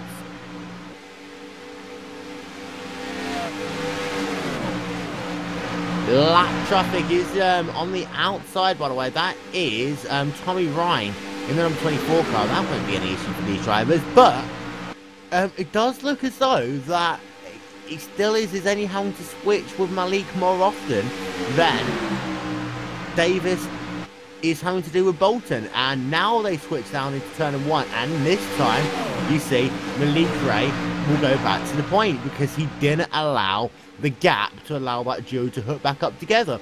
And every time they do that, they lose about 3 tenths of a second. Well, like you were saying, the Azenzi-Ray duo have to switch a lot more, even still, than Davis and Bolton. They're going to have to pull a gap to switch without having these guys run them over. Like Izenyi and Malik just did there. I mean, Bolton's going to go to the outside, but that time it looks like that two-car duo of Malik Ray and Steven Izenyi was able to do the switch and come back down. Bolton wasn't able to do that earlier. So now if Bolton is going to have to switch in the next 2 laps or so, and you see now they're switching now, they're possibly trying to preempt there so that next time they can capitalize on that. Look at how Izenyi and Ray, look how smart they are. When the Oh, guys look who switching, this is. Fabian Dejean's back. Yes, he is, but Ray pulls out to get a little bit of air when guys behind him are switching and no one's going to run him over. That way they can just, that could be another straightaway that they can push without having to switch. Every chance they get, they're using it. And of course, you add that straightaway up. I mean, it's not going to be much essentially straight away, but that could be the extra lap that you need at the end of the race. The important question, of course, that the fans always ask on this side of racing, who wins? Who's going to push whom to the win? Oh, I'm gonna say Ray pushes Izenyi to the win. Free white. Now this is where the pay window is starting to open up, and these guys know it too. Of course, though, let's not forget, the start-finish line is not in the centre of the triangle. It's after the triangle. So as soon as you come through turn 3... I'm sorry, well, I'm just the 8 car. We haven't talked about him all day, and all of a sudden he's in 3rd position. Where did he go? Wow. And that is Robin Mundak there, and he is now being pushed and gets a little bit sideways there in the Club DH car, but he's being pushed by Justin Bolton right now. And we've got 1, 2, 3, 4, 5, 6. We've got ourselves a ton of cars. Look at how, I think about the top 13 cars are in this lead pack now. And we got a lap car in front of the pack, and Mundak is pushing him. Man, this is getting crazy. 19 laps left to go in this race, and guess what? A little bit of pack racing kicks in. Yeah, it's kind of a hybrid race right now. You've got pack, you got tandem drafting. Your 3rd place guy is drafting with a guy who's in 30th. You never know what's going to happen here at Talladega. You find your friends where they are. That's right. And caution. Just about to say Thompson's been in this position before. Yeah, he has, but the caution is out, and that is James Milbacher again. This time, this is one of the issues of lap cars. Milbacher lost it all by himself. He just wasn't paying attention there. And what that does, it costs Mike Johnson, who spins to the left-hand side. He catches out one of the other green cars as well. That was Austin Russell. Nicholas Morser in race reporter just able to get through that. But lap traffic at this late game in the race, you need to be doing heads-up driving.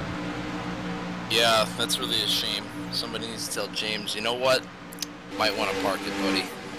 14 laps down, you're affecting possibly the end of the race. You might want to just be a spectator for this finish, because I'm sure it's going to be exciting. So, Malik Ray leads from Izenyi, from Mundak.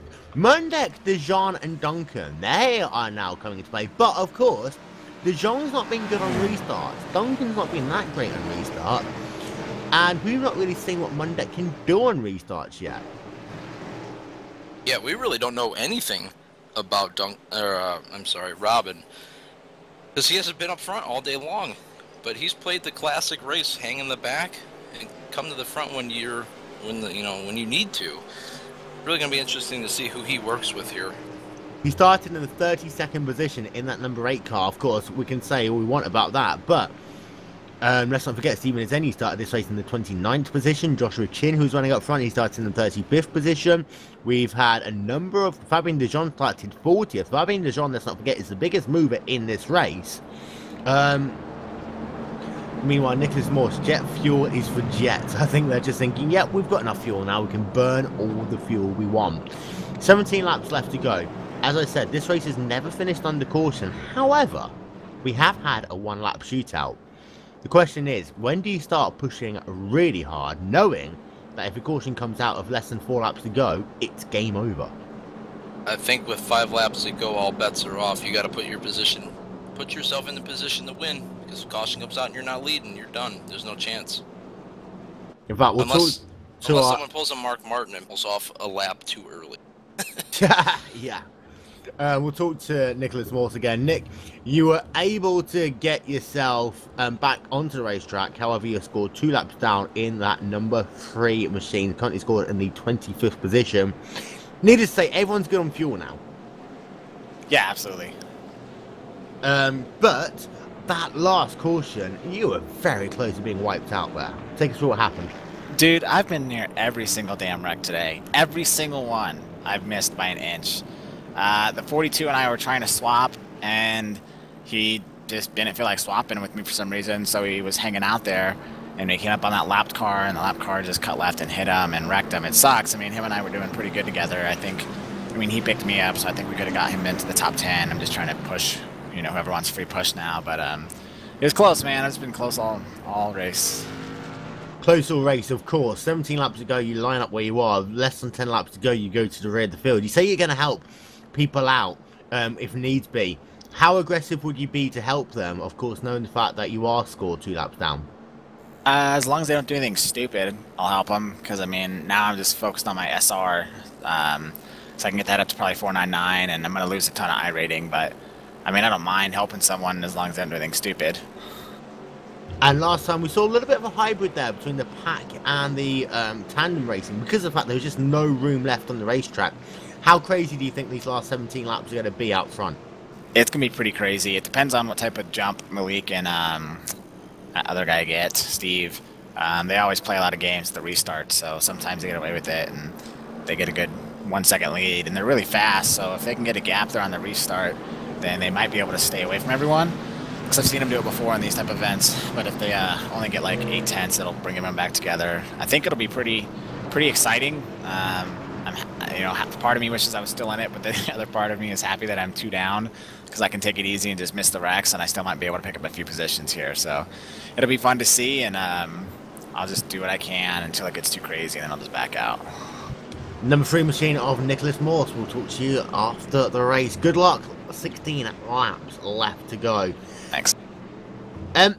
Interesting comment there, and we saw that with the last restart. Well, I thought that Malik was actually going to jump Izenyi, but actually it looks as though they timed their start perfectly, and this has been a bone of contention, the synchronized starts in all forms of racing here on iRacing before. Of course, it's legal, you can do it, but Izenyi didn't get away with it last time, Malik didn't get away with it last time. Perhaps they might try something else this time. Whatever it takes for them to try to break away, and they're in the perfect position to break away, because you have the lap car of Thompson in between 2nd and 3rd. So if Thompson's not on his game, which he may not be, because he's a lap down, he's not running for the win, that could give them the 1+ second they need to break away and decide it amongst themselves. And you make a better point there as well. Thompson, yes, he scored a lap down, but also Mundek, Dijon, Duncan and that. You know, Duncan and Dijon have been working for ages. Mundek's the one who needs a dance partner. Mundek will probably try and literally, as soon as that pace car goes in, start pushing Joe Thompson.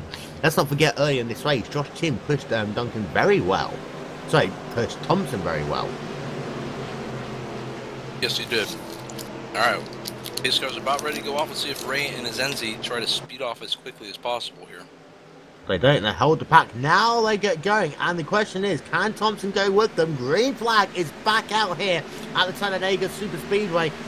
Johnson's got his popcorn ready, and let's have a look at the gap, and you see it immediately there. Mundek is pushing for all it is worth over Joe Thompson as they come down into turn 1. The gap between Azenzi and Mundek is 5 tenths per second, so they weren't able to get the job there. The question is, can Thompson work and try and close that gap? And say, we did it earlier on, but Thompson's not been running at the front of this field before, huh? Thompson is edging closer to the leaders, so that's definitely helping Mundek catch them. And to the outside. Will he try and go to the outside, Thompson? Let's have a look, by the way. He's currently scored 9 laps down, but he is going to go to the outside. Will he? No, he's not. He's just going to sit there for the time being. And I think now he's got him there, you might see Thompson just drift to the back. But of course, De Jong is 1.1 seconds back from Robin Mundek. So, it's essentially a 3-car breakaway with a lap car Thompson. So in some ways, Izeni and Malik were able to pull out the gap, and now it's a 3-horse race. And of course, if Thompson thinks, wait a minute, I'm not going to affect the lead of this race, then it could be a 2-horse race because Mundek is going to fall back like a rock. Yeah, Mundek's got to be praying that Thompson will stick with him through thick and thin. This way, down the edge, because that's the only shot he is right now winning this race. We are down to the last 15 laps of this race. There will be 13 laps left to go. The line in the 2013 iRacing.com Talladega 500. And we'll give you an update on the gap between Mundek in third and Bolton. Bolton's come from nowhere, and that gap is closed. Bolton's got a great run, and he is working with Davis. That gap is now down to 3 tenths of a second, so it's not over yet. And of course, De Jong has come with them. That gap, that pack is closing up again, Dave. Yeah, they are turning it up. Davis and Bolton are flying. It's like checking out what's in the fuel in one of those cars. They are motoring. We thought for a moment there they were out of it. Now they're right there where they need to be.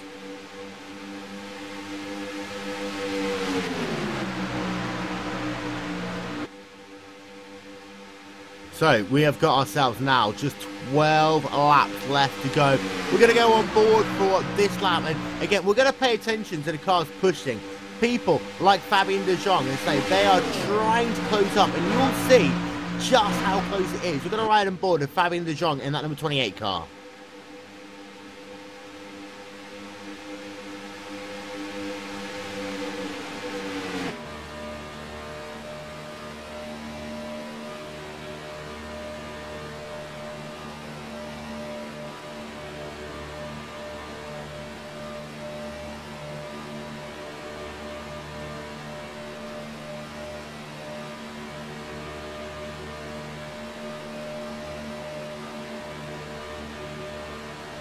And you see there just how much Fabien De Jong goes down now. 11 laps left to go. They are running 3 wide at the front of this pack. And your new race leader, it is the guys who have come and they push themselves to the front. That is the number 2 car of Justin Bolton and also Thomas Davis in that number 7 car. And they now lead the race. You've got yourself in 3rd position. Moving on up is Robin Mundek, and that lap car is going to go all the way around the outside. Will he push Mundek to the point? The question is, can he get the job done at the line? Of course, you've got 4 cars on the inside line. Now, this is getting dicey, and you see there, Malik Ray trying to split it up, and Mundek will go to the point. 10 laps left to go. Malik Ray, he did a little bit of a pistol bump and run there. And now Izeni, he's going to switch down to the inside ahead of Thomas Davis. And it's all going on now. And Malik Ray and Izeni are working themselves on the outside line. And on the inside line at the front of this race, it's actually Joe Thompson. He's a lapped car. But Mundek is pushing him for all it is worth. And on the outside, say Izeni, and you also have Malik Ray. But you also on the inside have Thomas Davis and Justin Bolton. Now, they haven't got the room to switch right now. And the fact that Ray and Izeni are running right on that second groove, you're noticing that Bolton is having to literally just get out of the gas a tiny bit there to allow the opportunity for them to cool their engine down there.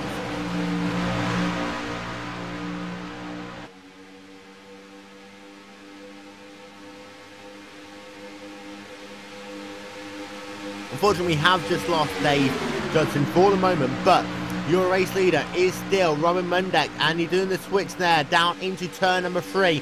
He is going to put Joe Thompson back a lap down, but look at this. Thomas Davis does the bump and run almost there, but Mundek is now on the outside line. It is going to be the number 7 car there, Thomas Davis back to the point. I think actually what happened, 7 car would not allow Thompson to get back that car to the inside. We talked about this a little bit earlier on. Late on in the race, you're not going to allow the room for the car to go back down, Dave. And now to the point, we've got ourselves Justin Bolton, who slowed down a little bit, and it's now Malik Ray back to the lead. Well, this is when the pay window's open, and these guys know it. Give no room take every inch you can get. And it's showing right here. And Ray and Azenzi are switching here for the lead. It's going to be interesting to see if they can get back together. Oh, he leaves Ray out. He does, and you see he's having to go to the outside line there just to pick Malik Ray back up, and that will give the race lead back to Justin Bolton in the number 2 car. We're going to have 7 laps left to go at the line. It is Bolton from Davis, from Mundek. No, it's not. Zenu leads Mundek by 2/1000ths of a second. Mundek's the one who's losing out a little bit here because he hasn't got a dance partner anymore. And Joe Thompson looks as though he is just starting to ease out of it a little bit. The pack right now, you've got yourself 15 cars in this lead pack. If you're going to want the big one, it's probably going to happen in the next 2 or 3 laps, of course. If a caution comes out with 4 laps left to go, that will be it. That will be the race.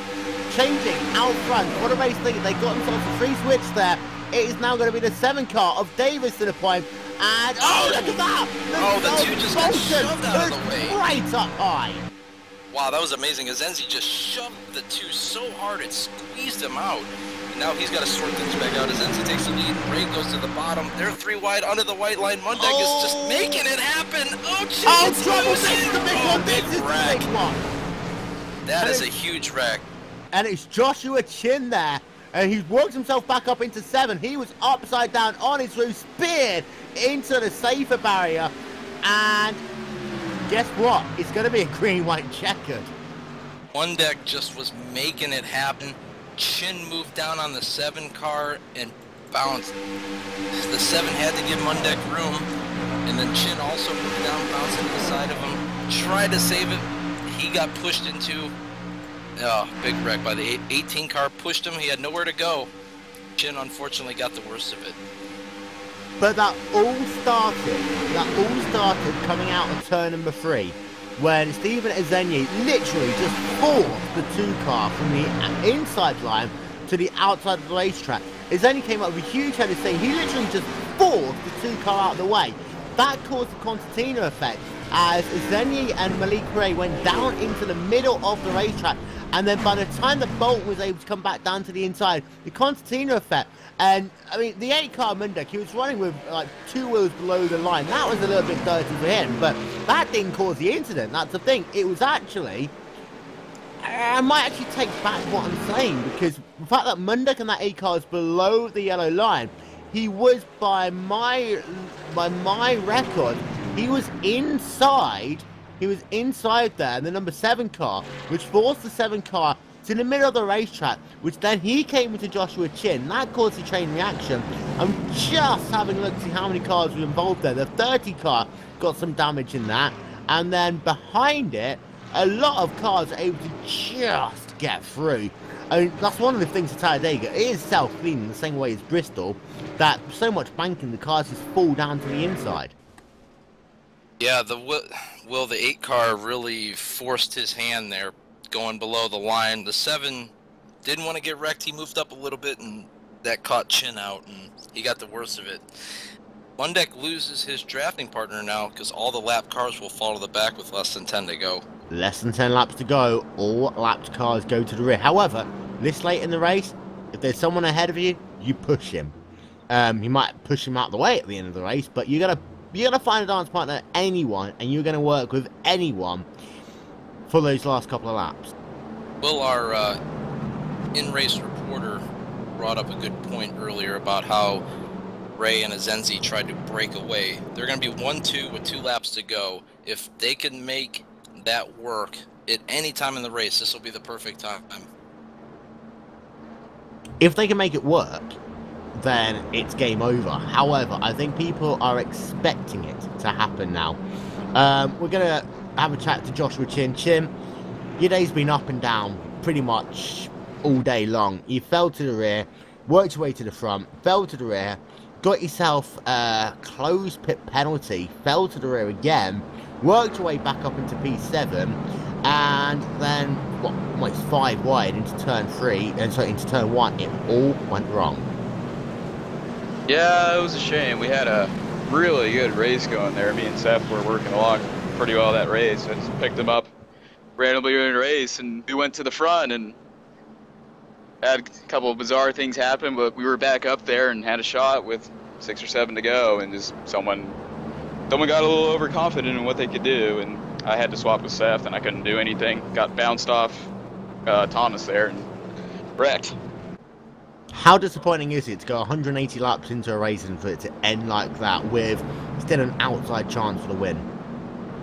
That's honestly pretty disappointing. I wasn't going into this race with much expectation of having a shot to win late. I thought I was going to get wrecked out early, but had 2 spins, kept going, and led a good chunk in the race. So yeah, it's fairly disappointing.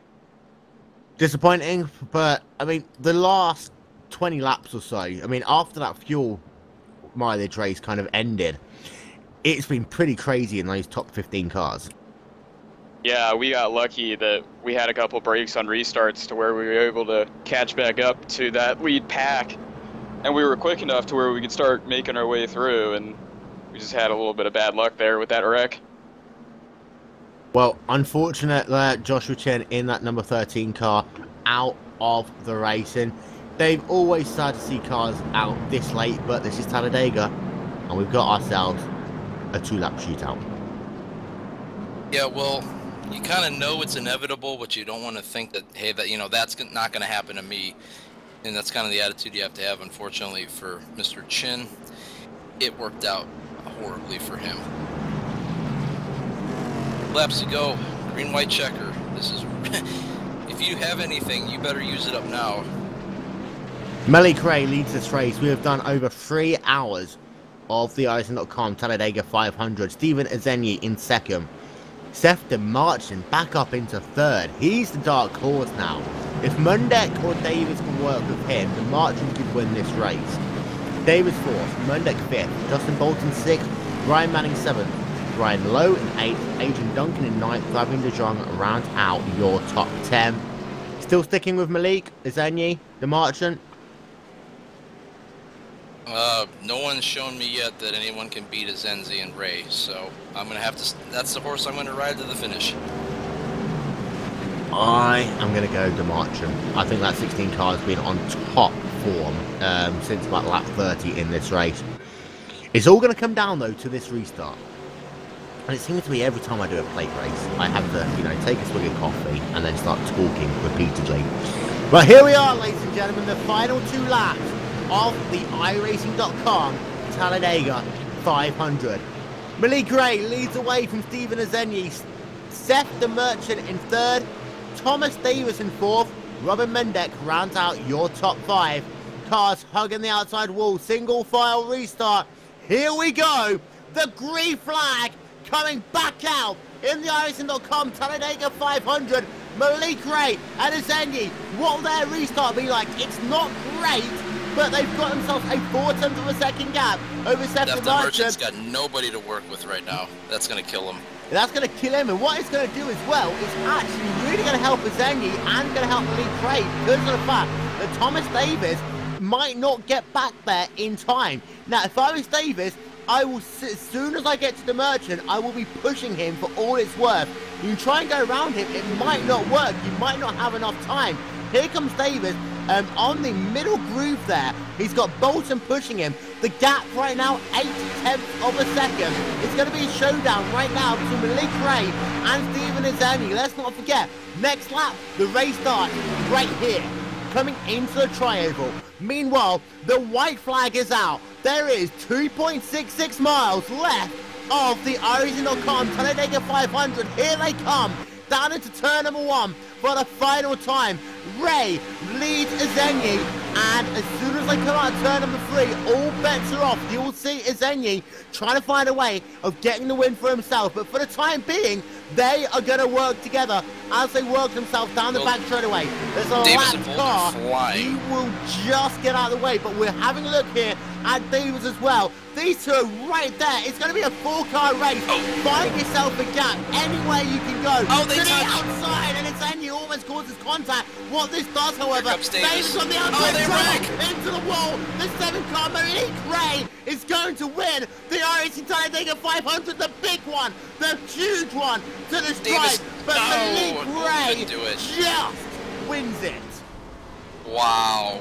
You weren't kidding coming into the trial. Well, that's where the race started. And it ended ugly for a lot of guys. Zenzi got into the, hard to say, Zenzi got into the side of Davis there, and just all hell broke loose behind him. Wrecked like half the field. That was crazy. The craziest finish we've had to a plate race here on GlacierTV. And I see 1, 2, 3, 4, 5, 6, 7 cars literally huddled together, all going into the wall. You said the word doink, that is a doink moment. Yeah, well, you're not kidding. The Zenzi's car shot right back in front of the field, and that just took everybody out. Let's slow it down. We'll get the GlacierTV Super Slow-Mo out, and we'll have a look at this. Coming out of turn number 4, Thomas Davis was pinching Izenyi down. Now, Izenyi was still pushing Malik Ray at this point, and I'm being objective there. I actually think the 7 car came into Izenyi. Yeah, well, it looks like that could be the case. I mean, last lap, you're throwing everything at it. You know what? If I'm the 7 car, I'm probably trying to pinch too. To be perfectly honest, looking through this wreck, there are a couple guys that I don't know how in the world they made it through this crash. Unbelievable. The 40 car, just ARCA brakes, didn't even let off. C's parted for him, and he gets a 6th place finish out of it. Wow. From 14th. Unbelievable. Now, we'll have a look at the replays again. Now, there's a couple of things that happen here. So, through turn number 3, the first contact happened between Zenyi and Davis. But what that was is Davis was trying to pinch Zenyi down into turn number 3. And Davis actually tags Zenyi the first time. Coming out of turn 3, pinches him down. And I'm going to call it that actually Davis came down into Zenyi rather than Zenyi coming up. But the chain reaction is that the 7 car gets speared into the outside wall. And he hits that wall at 192 miles an hour. Zenyi's car is out of control at this point. It spears to the left first, then it spears to the right. He can't slow it down. He clips the cone. Poor cone gets run over there. Spears it back onto the track, and the cars on the inside line, they were able to find their way through because the big one happened in the middle of the racetrack, and Malik Ray, let's not forget, won this race. Yeah, lost in the whole shuffle of this finish. Malik Ray ran almost the perfect race. A couple of pit flubs, but he obviously made up for them quite quickly. And survived an accident early in the race, had damage to the front of his car, and still was able to keep the car quick enough to win the race. He was in position, and he took full advantage of it, and congratulations to him. Excellent, amazing win. Who'd have thought the 10 car in a NASCAR Sprint Cup race wins? Yeah, Who knows? 10 doesn't seem to be a very lucky number for winners, does it? No, you never know. Maybe Danica might win tomorrow now. Now, Will, you're just stretching it. Should we run through your final results? Malik Ray, he wins. Justin Bolton comes second, 73 1,000ths of a second back. Fabian Dijon comes home third. Don English fourth. James Valios comes home in 5th position. Florian Kirchhoffer in 6th. Jacob Klein in 6th. Matteo Bertolli comes in 8th. Mike Johnson 9th. And Jonah Anima comes home in the 10th position. Then it is Seth DeMarchant, Justin Eggum, Robin Murdank, Thomas Davis, Jonathan Cheeseman, Ryan Manning, Adrian Duncan, Stephen Izenyi, Ryan Lowe. They are the cars that finish on the lead lap. 20th, Chris Master, first car, 1 lap down. Rest of the results coming up on your screen momentarily.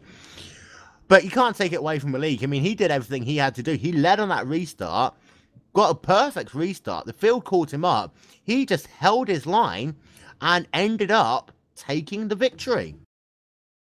Yep, he did the perfect restart, and it paid. He was right in the front, and all the chaos unfolded behind him, and that allowed him to win the race and do the celebratory donuts at the start-finish line. And he brought his home clean. I mean, he had that incident early on. He was able to bring it home, and, you know, that damage, it didn't seem to affect him at all. No, well, no ill effects, it appeared. Just, much you can say, cosmetic damage at Talladega. That's all it must have been.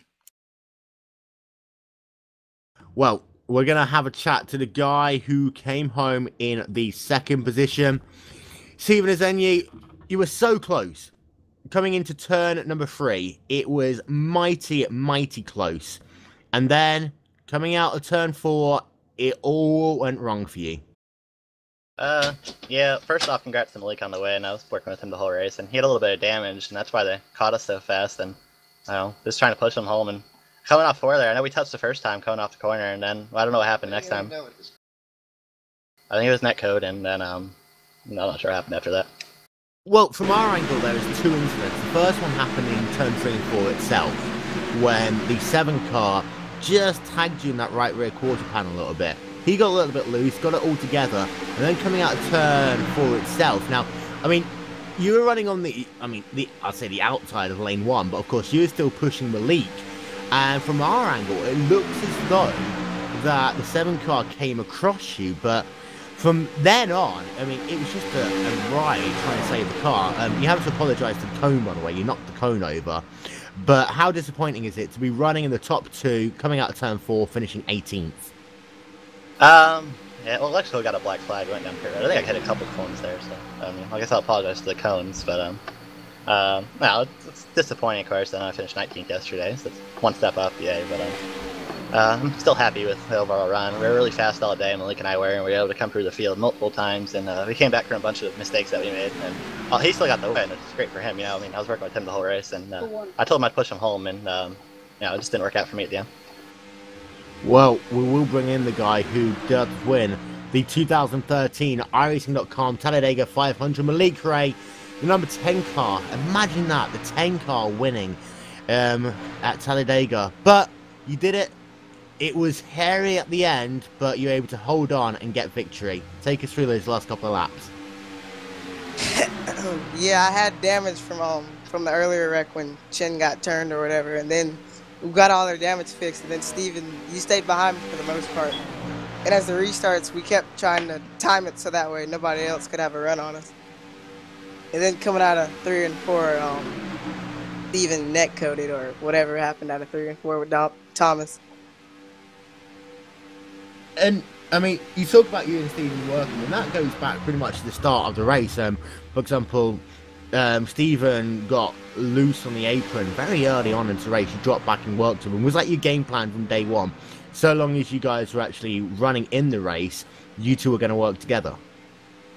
Yeah, for the most part, we had already talked about working together for basically all of the A races or whatever this weekend. And as long as neither one of us had too much damage, we were going to stick with each other for the remainder of the race. But you brought that 10 car home. 73 1,000ths of a second was the gap between yourself and Justin Bolton at the end. How does it feel to win the top split of the iRacing.com Talladega 500? Oh, it feels pretty good. I didn't think I was going to win because of the damage I had, but because Steven stuck with me for the most part, we were able to, well, almost won 2 instead of 3 and 4. Yeah, it feels pretty good. And plans from here on in? Of course, you know, the World Tour's pretty much over for you guys this year. Next time we'll see you in World Tour action will be at the 2013 Daytona 500. What's your plans over the winter? Phantom Racing is going to work on their engine and package development so that we can come back even stronger for next year.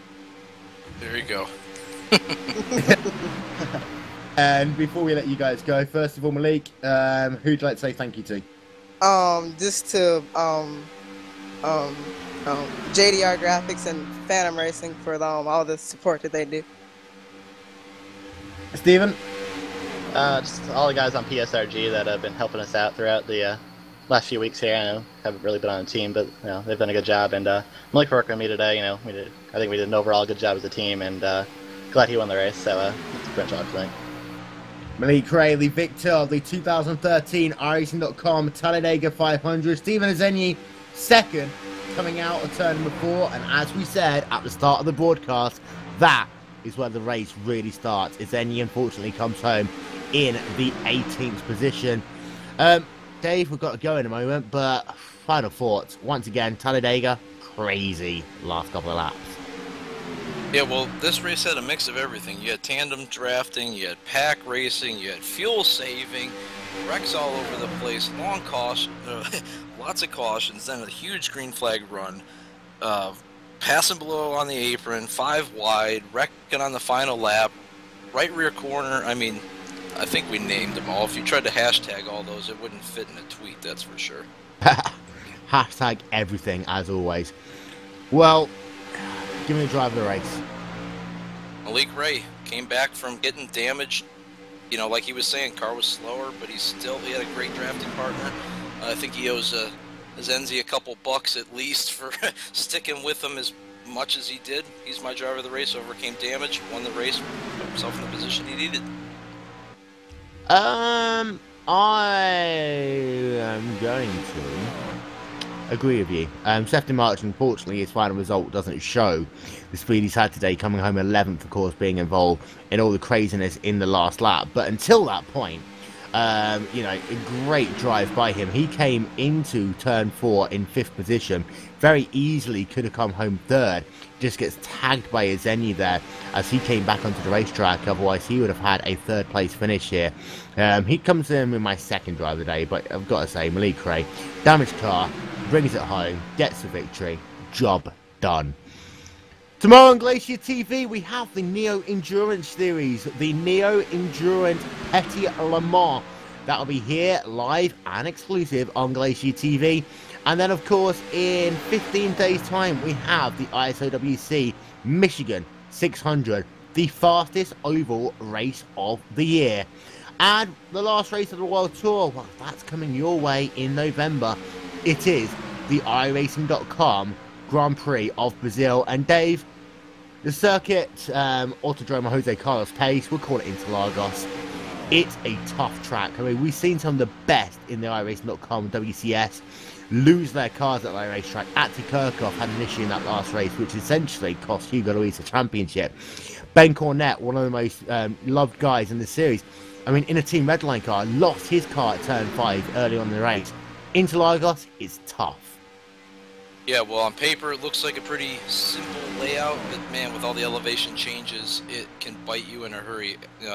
You look back in history, look how long it took one of the greatest Formula 1 drivers in the world, Ayrton Senna, to win at his home track. That tells you everything you need to know about Interlagos. And that will be 22nd of November 2013. That will be at, I need to get this right, 6 PM GMT, which will also be 6 PM UK time, UTC, whatever you want to call it.